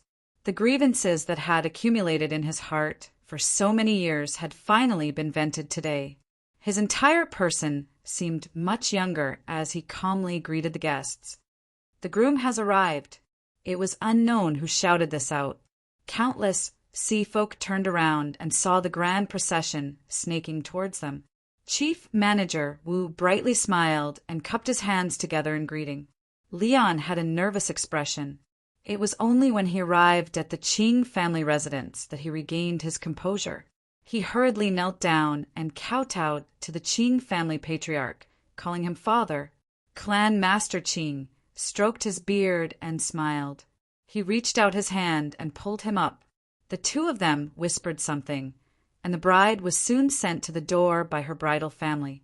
Madame Qing wiped away her tears. She whispered to her daughter, "From now on, it will be just the two of you. Live well." Leon held Qingqing's hand and looked at his beautiful wife in a red dress. His heart was filled with excitement, and a deep sense of gratitude rose from the bottom of his heart. In a voice that only he could hear, he muttered, "Teacher, do you see? I'm married to Qingqing." "Thank you." There were clouds in the sky, and above the clouds was the firmament. The firmament was divided into day and night, and there were stars everywhere. Late at night on a certain year, a meteor streaked across the horizon, dragging a long burning tail as it crashed heavily into the earth. The ground collapsed and was instantly torn apart, forming a bottomless gorge. The terrifying impact force surged and roared out, tearing everything on the ground apart and engulfing everything within 1,000 miles. After an unknown period of time, perhaps it was because the rain had gathered, or perhaps it was because the underground river had been broken open, but water began to gradually appear. The area where the heavens had once split apart turned into a lake and swamp. Fog gradually rose up, covering the lake and swamp. After swallowing up countless lives, it gradually became a dangerous land that few people visited. Thus, in the depths of the largest gorge, there was a boulder that had been washed away by countless streams of water. After a journey across the starry skies, it came to a quiet stop. The water gradually destroyed its solid surface. Day after day, the boulder became smaller and smaller, until it was finally the size of a thumb. One day, the earth shook and the boulder was flipped over. When the sun shone down, there was the sound of breaking air, clearly audible for hundreds of miles. Dantian Sea, lotus seed, willow branch, crystal, bead for elemental spiritual objects floated outside the golden core, echoing each other from afar. At this time, the 4 spiritual objects cried out in unison, cheering in joy. Between the lotus seed and bead, the void suddenly fluctuated. A thumb-sized iron stone appeared from within. Hum! An endless sharp aura erupted. It was like 10,000 swords had appeared, able to cut down the world. Whoosh! Black water gushed out. Whoosh! Blue divine light shined. Whoosh! Crimson flames burned. Whoosh! An earth-colored halo of light rose up. Ever since he obtained the 5-element sword diagram, he had bitterly pursued it. He had experienced countless twists and turns, dangers, and he had nearly lost his life several times. Today, the 5 elemental spiritual objects had finally gathered together. Qin Yu opened his eyes. Even someone as calm as him couldn't help but be overjoyed at this moment. To him, the 5 elemental spiritual objects weren't simple treasures, but a great good fortune, a lucky chance. Now that everything was ready, all he needed to do was use the great Divided Heaven Sutra to split his golden core and form the 5 elemental sources of magic power. Then he could truly cultivate the 5-element sword diagram. The rise in his strength could be foreseen. But this also represented his limitless potential and prospects in the future. Fortune lurks in misfortune, and fortune lies within misfortune. This was a very, very old saying, so old that no one knew whether it was some great master that had painstakingly comprehended the saying, or whether it was some unlucky fool who had casually spoken it.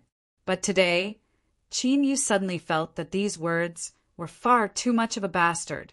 Perhaps there was some hidden will that didn't like seeing Qin Yu obtain such a good fortune.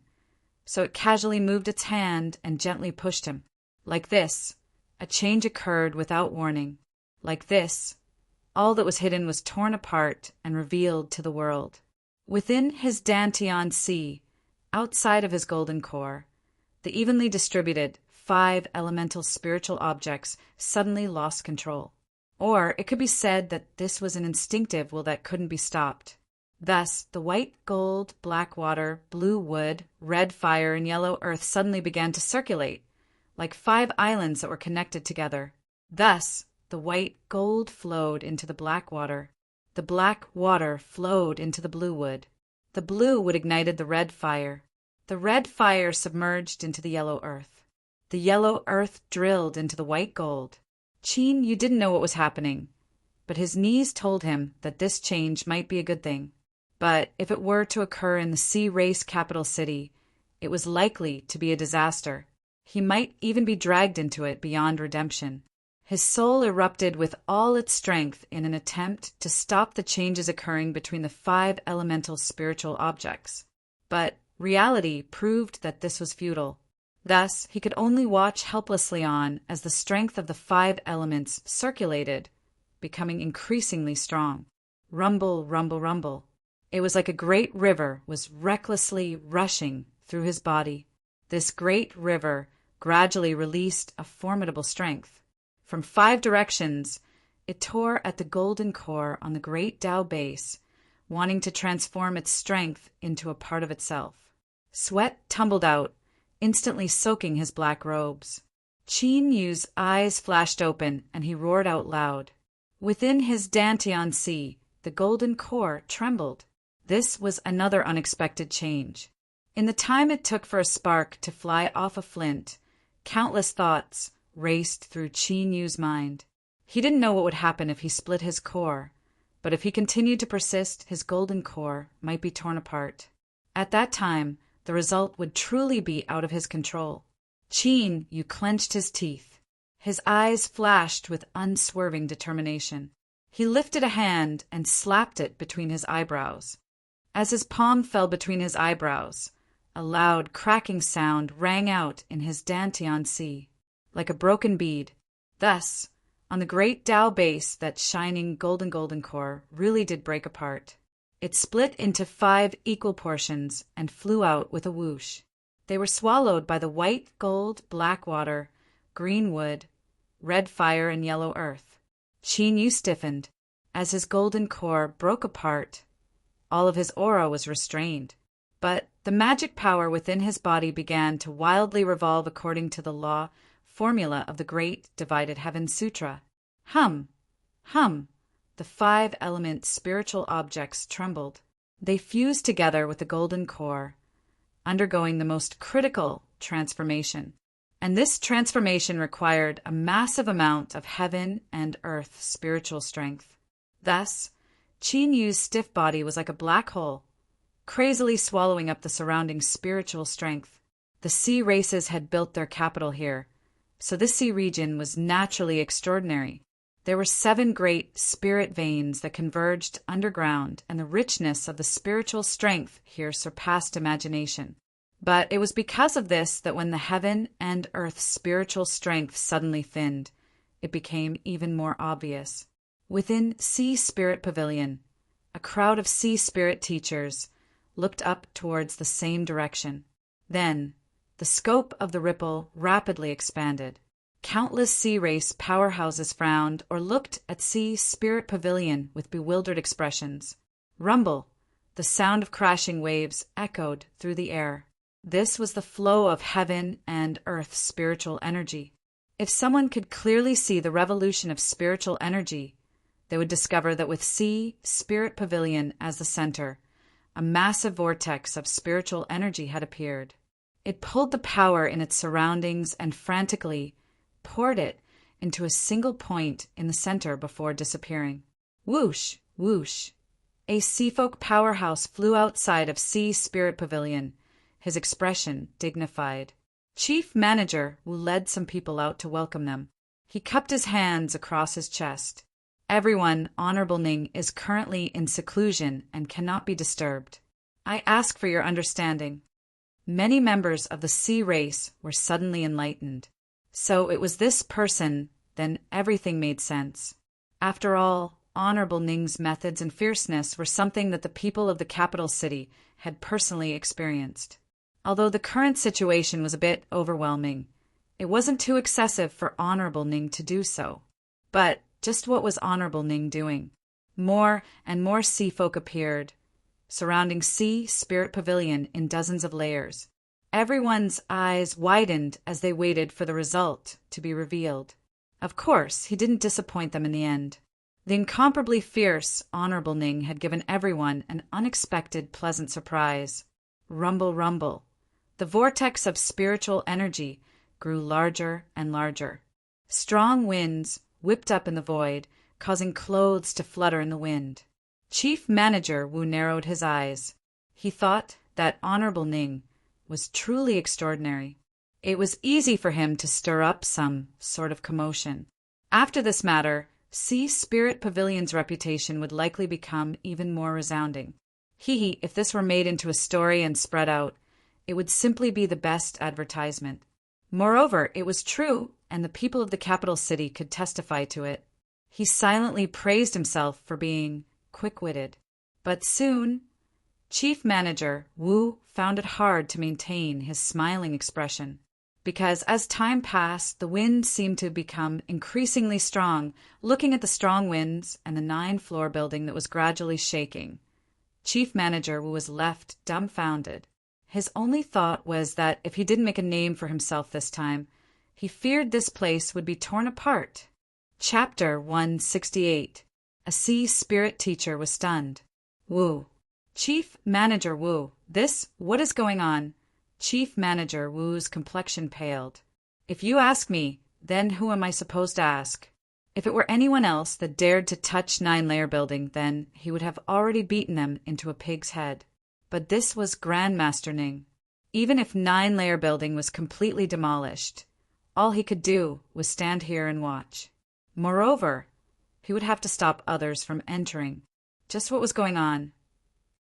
Chief Manager, the commotion is too great.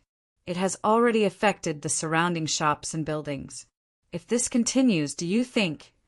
A person from Sea Spirit Pavilion hurried over. Not too far away, several people had ugly complexions and were arguing in hushed tones. It was clear there was already a small problem. Chief Manager Wu waved his hand. Tell them that as long as the damage is true, Sea Spirit Pavilion will take responsibility for it. With this guarantee, the crowd immediately calmed down. But there were still many people who had sullen expressions, especially the 2 old shop owners with long inheritances. The storefronts that had been passed down from generation to generation had been repaired many times. Although they weren't as imposing as a newly built storefront, their background and style couldn't be bought with any amount of money. Now they were all ruined, but no one dared to raise any objections, let alone find someone to stop them. Today's matter involved Honorable Ning, and looking at the situation, it was an extremely important matter. If they offended Honorable Ning because of this, then they really would have no place to cry. Clearwood went to invite Old Sea. His arrival caused the crowd to calm down. Many Sea race powerhouses cupped their hands together in greeting. Old Sea casually greeted everyone. As he arrived at 9-layer building, he narrowed his eyes and looked forwards. Walala! Several windows were torn down by the strong winds, howling as they came crashing down. The crowd cried out in alarm and hurriedly dodged. Even so, there was still someone who was unlucky enough to be struck in the head. Blood began to flow out in a miserable manner. Old Sea's lips twitched, and a trace of helplessness flashed in his eyes. He thought that little friend Ning was already dazzling enough. If he wanted to leave the capital city, he really shouldn't have caused such a ruckus. As he thought about the news he had obtained from the royal palace these past 2 days, a complex light flashed in his eyes. The Sea races had a good saying, dig a hole and jump into it, and you'll even drag a few handfuls of dirt along with you. In his opinion, Qin Yu's current actions were probably like this. If he could be ranked in terms of intimacy, flattery, loyalty, flattery, and other aspects, then Soup Man would definitely be ranked amongst the best in this massive royal palace. At this time, he was standing in the incomparably luxurious palace, chattering away as he spoke to the Sea Sovereign. From time to time, he would flatter her a few times, so vulgar that it would make her blush. But he had a serious expression on his face, as if everything he said was from the bottom of his heart. One couldn't help but admit that it was quite amazing to be able to flatter to such a degree. The Sea Sovereign was angered to the point of laughing. He waved his hand and scolded. You took this Gukai's offering, and this is how you do things? Hurry up and go back. Help me look after my private stash. I won't forgive you even if you lose a single coin. Soup Man wickedly smiled. He patted his chest, causing his muscles to ripple. Your Majesty, don't worry. Don't you know my methods? If anyone dares to touch a single one of your children, this old servant will make them bankrupt. This pair of master and servant had been in a stalemate ever since the change of the throne. Their relationship was far more intimate than anyone could imagine, which was why they could be so carefree. At this time, the Sea Sovereign's eyebrows arched up. He looked outside the palace. After several breaths of time, Soup Man also sensed something. He had a surprised expression. It seems to be coming from the direction of Sea Spirit Pavilion. The Sea Sovereign nodded. It's Honorable Ning. Soup Man was like a cat that had its tail stepped on. He jumped up and shouted, What? It's related to Honorable Ning? Did something happen to him? The Sea Sovereign shook his head. I can't see the specifics. Soup Man cupped his hands together and ran out. Your Majesty, please forgive me. This old servant must go and take a look. No matter what, nothing can happen to Honorable Ning. These words weren't because he was worried about Qin Yu. In a small courtyard on the edge of the capital city, Mang Li's newly found little mistress was settled in. These past few days had been a period of tender affection and sweet love. Every day he would seek out pleasures, and that was the best form of enjoyment. Of course, he didn't dare to bring her home. Tigresses were too fierce, so it was best to hide from her. After having his way with Xiaoqing, Mang Li was comfortably lying on the bed, enjoying the careful care and flattery of the woman beside him. He chuckled and then patted her butt. Go and fetch some water for me to wash up. I still have some official business to deal with later, so the smell is too strong. Xiaoqing giggled. She twisted her body off the bed and put on a dress before leaving. Mang Li twirled his fingers as if savoring the aftertaste, but his mind had already turned to the most recent events. Suddenly there was a loud scream. Mang Li shot up. His first thought was that he had been caught red-handed by the tigresses, so he grabbed his robes and wanted to run. But there was only Xiaoqing's voice outside, and he didn't hear the courtyard door open. His eyes widened, anger rising in his heart. Who dared to peep at his woman? He rushed out several steps. Indeed, Xiaoqing was lying on the ground. She had a frightened expression and was crying nonstop. Her legs were slightly spread apart, revealing her naked body. Mang Li shouted out loud, Baby, what happened? I'll take responsibility for you. Oh, that sort of flew away. Xiaoqing pointed at the well and stammered, as if she had been frightened. Mang Li frowned. Could there be some sort of treasure hidden beneath this well? For it to fly away, he didn't need to think about it to know it wasn't simple. And most importantly, the sword had flown out from the well in his courtyard. No matter how he looked at it, it should be his. As he thought about how he hadn't sensed a treasure sword hiding in the well for such a long time, Mang Li wanted to slap himself in the face. But it was too late to slap himself now. He angrily roared, Where did it fly off to? Th. Xiaoqing lifted her hand. Whoosh, Mang Li shot into the skies. As he fastened his belt, a fierce light shined in his eyes.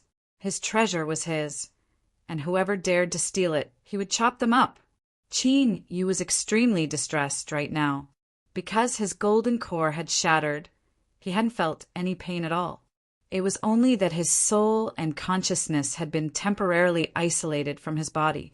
Thus, he could clearly sense the chaos he had stirred up in the outside world. Although he had a foreboding premonition, he was powerless to stop it. Within his Dantian Sea, the 5-element spiritual objects had fused with his golden core, producing some strange changes.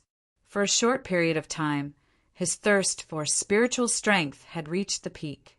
Although the vortex of spiritual strength was fierce, it still couldn't satisfy this thirst. Thus, within his Dantian Sea, the white, black, blue, red, and yellow spheres of light began to tremble, like 5 volcanoes that could erupt at any moment. Qin Yu didn't doubt that the strength of these 5 volcanoes was enough to blow him to smithereens. At the same time, he would also set off some dazzling fireworks for the sea folk watching from the outside. He had painstakingly gathered the 5-element spiritual objects, but in the blink of an eye, all of his plans had been disrupted, and he had even been forced into a dangerous situation. Just what was this? Suppressing his chaotic thoughts, Qin Yu's divine sense stirred. A storage shell opened, and a mountain of spirit stones appeared, filling the entire workroom. The pure spiritual strength contained within the spirit stones seemed to be attracted, surging outwards. Although each spirit stone contained a limited amount of spiritual strength, when there were millions or even tens of millions of them, it was enough to form a raging current of spiritual strength that rumbled into Qin Yu's body along with the vortex of spiritual strength outside. This method of absorbing spiritual strength was already exaggerated to the extreme. Even with Qin Yu's powerful mortal body, he found it a bit difficult to withstand it. Blood began to flow out from his pores. But even with such a crazy influx of spiritual strength, the 5-colored spheres of light within his Dantian sea still weren't satisfied. They trembled and roared.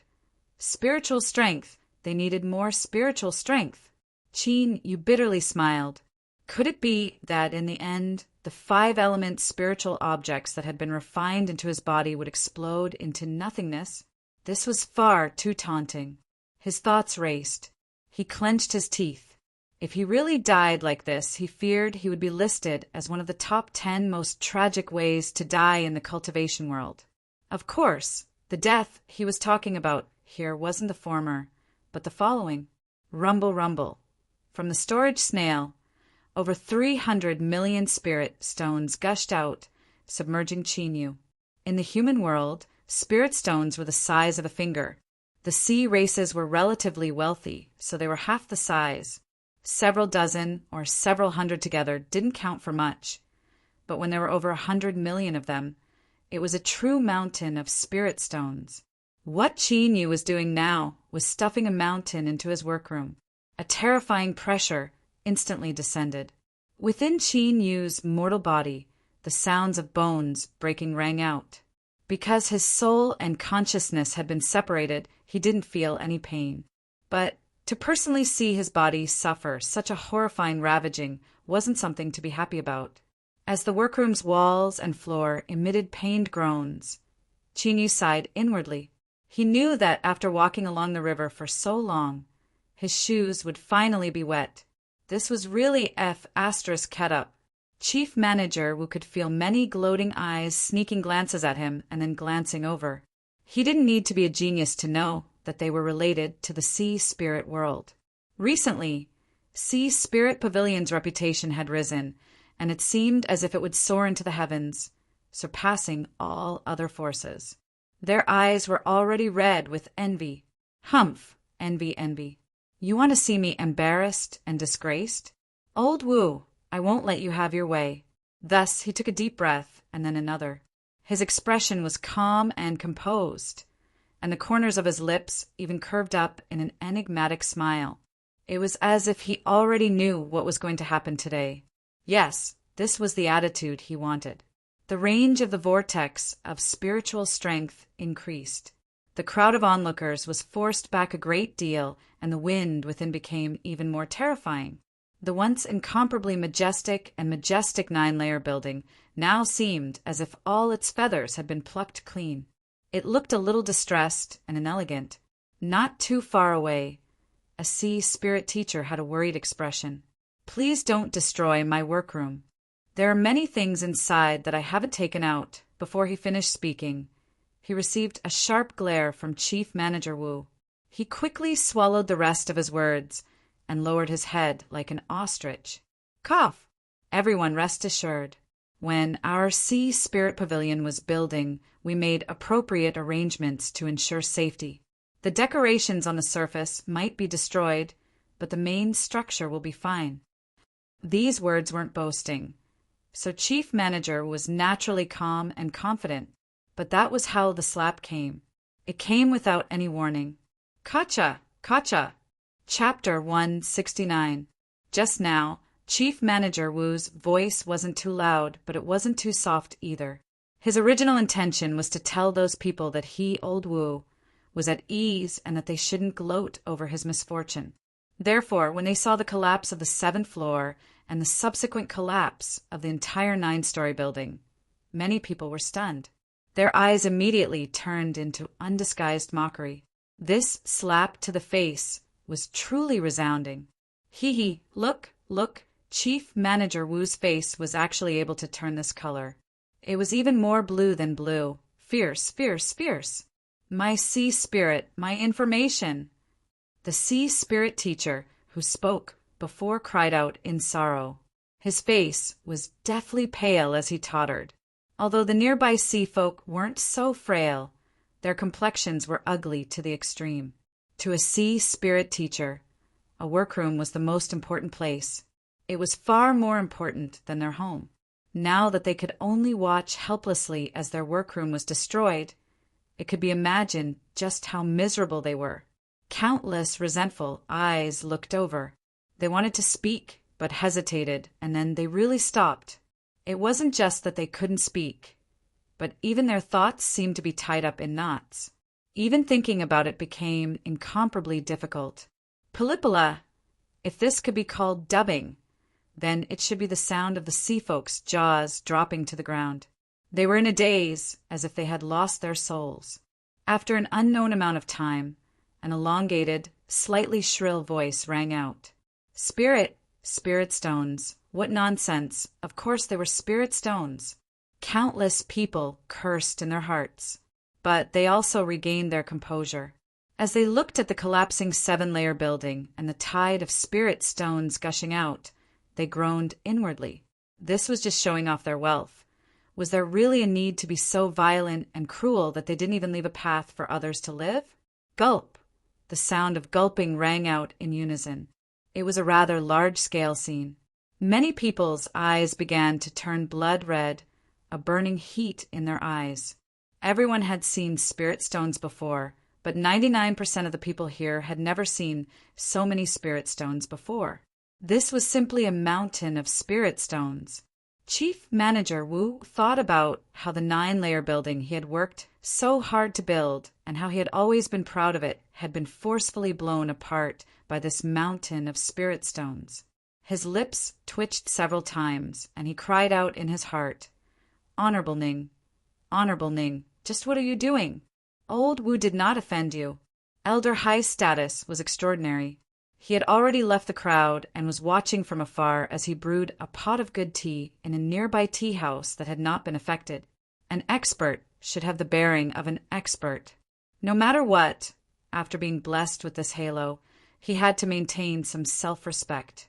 So, even though he couldn't watch the fun up close, fine, it wasn't good for little friend Ning to say this, but he was the one who did it, and it was also the truth, cough, cough. Returning to the main topic, he was disappointed that he couldn't watch the fun up close, but he still maintained a calm expression on his face.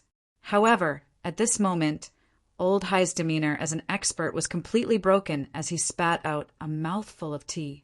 He waved his hand at the tea house owner, who had an aggrieved expression and was trying to curry favor with him. He rushed to the railing and craned his neck to look ahead. It was several breaths of time before he regained his composure. He whispered to himself, In the past, I was known as Spirit City's spouting god.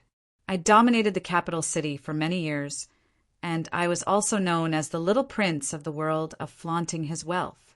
But compared to little friend Ning, I am far, far worse. Clearwood had an awkward expression. Teacher.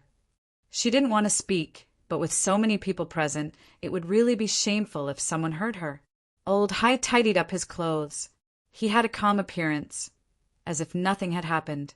He lightly said, Little friend Ning must have his reasons for doing things. You'll know once you keep watching. It seemed as if Clearwood had been quietly asking for advice just now. This adaptability left Clearwood secretly admiring. She looked up at the Spirit Stone Mountain, and an inexplicable thought raced through her mind. If he was so rich, even if she desperately ate for the rest of her life, she still wouldn't be able to eat too much. Her face blushed red, and she quickly lowered her head to hide it, but her eyes were a bit dimmer. The landmark of the capital city 9-layer building was broken in half. With a loud rumble, the earth trembled and dust flew into the air. But at this time, everyone narrowed their eyes, none of them having any intention of leaving. They stared straight at the Spirit Stone Mountain, all of them thinking the same thing. Fall down, fall down, fall down! But what left everyone disappointed was that this Spirit Stone Mountain was extremely firm. It hung in the air without a single spirit stone falling down. If they could steal this Spirit Stone Mountain, then they might be able to live the rest of their lives in security. Some people continued to be disappointed, but there were also some that gave birth to greed in their disappointment. Then their eyes turned dangerous. The capital city had gathered all sorts of sea folk, and there was no lack of people from all walks of life. Although it was an extremely high risk to try and steal in the streets, when compared to the benefits, it seemed like they could still take a gamble. Old High's eyes turned cold. He coldly said, "Some people have really been blinded by spirit stones and want to die." He waved his hand, and several cultivators below the tea house turned and left. Chief Manager Wu was experienced and quickly responded. With a single order, the guards of Sea Spirit Pavilion rushed out, forming a human wall that separated the crowd. Conflict erupted without warning. 3 sea folk pushed away the guards and rushed towards the Spirit Stone Mountain. Their eyes filled with greed. "Stop them!" Chief Manager Wu roared. For Sea Mantis swordsmen leapt high into the air. Dazzling sword light wove together into a net that covered the 3 sea folk. Puff! Puff! There was the sound of flesh being cut apart. Dark red flowers bloomed, and the earth was filled with the smell of blood. But just as the situation slowed down, more people attacked from the crowd. Moreover, they were all masters. The 4 sea manta swordsmen were extremely strong. When they joined forces, the killing power of their sword net was even more terrifying. But 2 concealed sea folk cooperated and managed to delay them, causing the battle to fall into a tense situation. These 2 people had a tacit understanding of each other, but from some details, it could be seen that they weren't companions. Rather, it was as if they had suddenly decided to cooperate and attack together. For a time, the Sea Spirit Pavilion guards suffered heavy casualties. Chief Manager Wu had already slaughtered his way into the crowd, his face pale. With Sea Spirit Pavilion's prestige and honorable Ning status, there were actually so many powerhouses attacking him. If someone said that there wasn't a secret behind this, he absolutely wouldn't believe it. Someone wanted to take advantage of this chance to harm honorable Ning. Who was it? Although Blue Sky Tower and Earthfault Spire were strong, they were too large a force to be reckoned with. Otherwise, once they discovered any clues, they would be destroyed in the blink of an eye. Chief Manager Wu's heart chilled. Could this be related to the invitation that came from the royal palace not too long ago? The more he thought about it, the more likely it was. Beads of sweat dripped down his forehead. If this really involved the royal family, then things were truly troublesome. "Teacher!" Clearwood cried out in panic. Old Sea sucked in a deep breath. Just as he was about to say something, he suddenly looked up at the end of the street. A large group of royal guards surged forwards like a raging tide. The one leading them was Soup Man. At this time, his face was dark and gloomy, and the ruthlessness in his eyes left one trembling. "Attack! Capture them alive!" Whoosh! The spectating sea folk drew back in panic. The battle instantly tilted to one side. The royal guards were all elites. Although they weren't individually strong, when they joined forces in battle, their killing power was terrifying. The 14 sea folk that attacked died one after another. The 2 masters that had resisted the 4 sea folk swordsmen fell into a heavy encirclement. As if they knew there was no hope for them to live, they crazily attacked the royal guards. On the back of a seahorse, Soup Man was expressionless. As he looked at them, it was as if they were 2 corpses. Puff! Puff! The crazed tide of royal guards began to retreat, revealing 2 riddled corpses that lay in pools of blood. The capital city's main street is attacking a purple card in front of everyone. It seems that someone wants to change the heavens. Soup Man slowly said, his eyes sweeping around. "I will be right here. I want to see just who is doing this." The result was that no one dared to move at all. Countless sea folk paled, their eyes filled with fear. They never imagined that things would develop to this step. To attack Honorable Ning on the streets, and then think of Supman's words. A chill rose in their hearts, and they quickly suppressed these thoughts. Old Sea quickly walked forwards. He cupped his hands across his chest and said, "Soup Man." He immediately lowered his voice. "Why did you kill them all?" With Supman's personality, if he wanted to capture them alive, then he would have done it himself. In front of him, these sea folk that attacked weren't anything at all. When he said capture them alive, it seemed more like he was reminding these sea folk that they should be prepared to end their own lives. Supman had a light expression. Sealing do, there are some things that you shouldn't know, so don't ask. Old Sea frowned, but didn't say anything. This was because Supman's words had already given him a hint. As he thought, little friend Ning had been implicated in that matter. He looked up at the spirit stone mountain, a bit of helplessness in his eyes. He thought to himself, if you want to leave the capital city this time, I'm afraid there really isn't any hope left. As the smell of blood filled the air and countless sea folk were panicking, a black sword broke through the air. Supman's eyes instantly turned cruel. A terrifying aura circulated around him. He slowly looked up, the air around him seeming to freeze. But in the next moment he frowned. He could feel a faint aura coming from the black sword. So it was Honorable Ning's treasure. The aura instantly converged, and he returned to his indifferent appearance. He watched as the black sword drilled into the spirit stone mountain. Commander Meng Li gasped for breath. As he saw this from afar, he felt as if someone had kicked him in the chest, making his heart ache. He had an intuition that the treasure sword that he had chased with all his might never return. Although he didn't recognize Supman, with such a large group of royal guards and the blood covering the ground, it was clear that something major had occurred. He took several deep breaths and grabbed onto the sea folk around him. What happened? After asking a few questions and learning what had happened, Commander Meng Li's eyes were filled with bitterness. Honorable Ning, it was actually Honorable Ning, it was over. The treasure had been completely lost. To the diligent and thrifty Commander Meng Li, this was a nearly unbearable blow. He took a deep breath and then another. Strong, strong, strong, don't cry. Woo, woo, woo, woo. If you're so rich, why did you steal my treasure sword? Woo, woo, woo, woo. Give me back my sword. Buried deep beneath the spirit stone mountain, the black sword suddenly drilled out from beside Chinyu. It could feel its master crazily thirsting for spiritual strength. Although the wild influx of spiritual strength had caused serious damage to his mortal body and blood to flow out, if he couldn't replenish his spiritual strength, his master would surely die.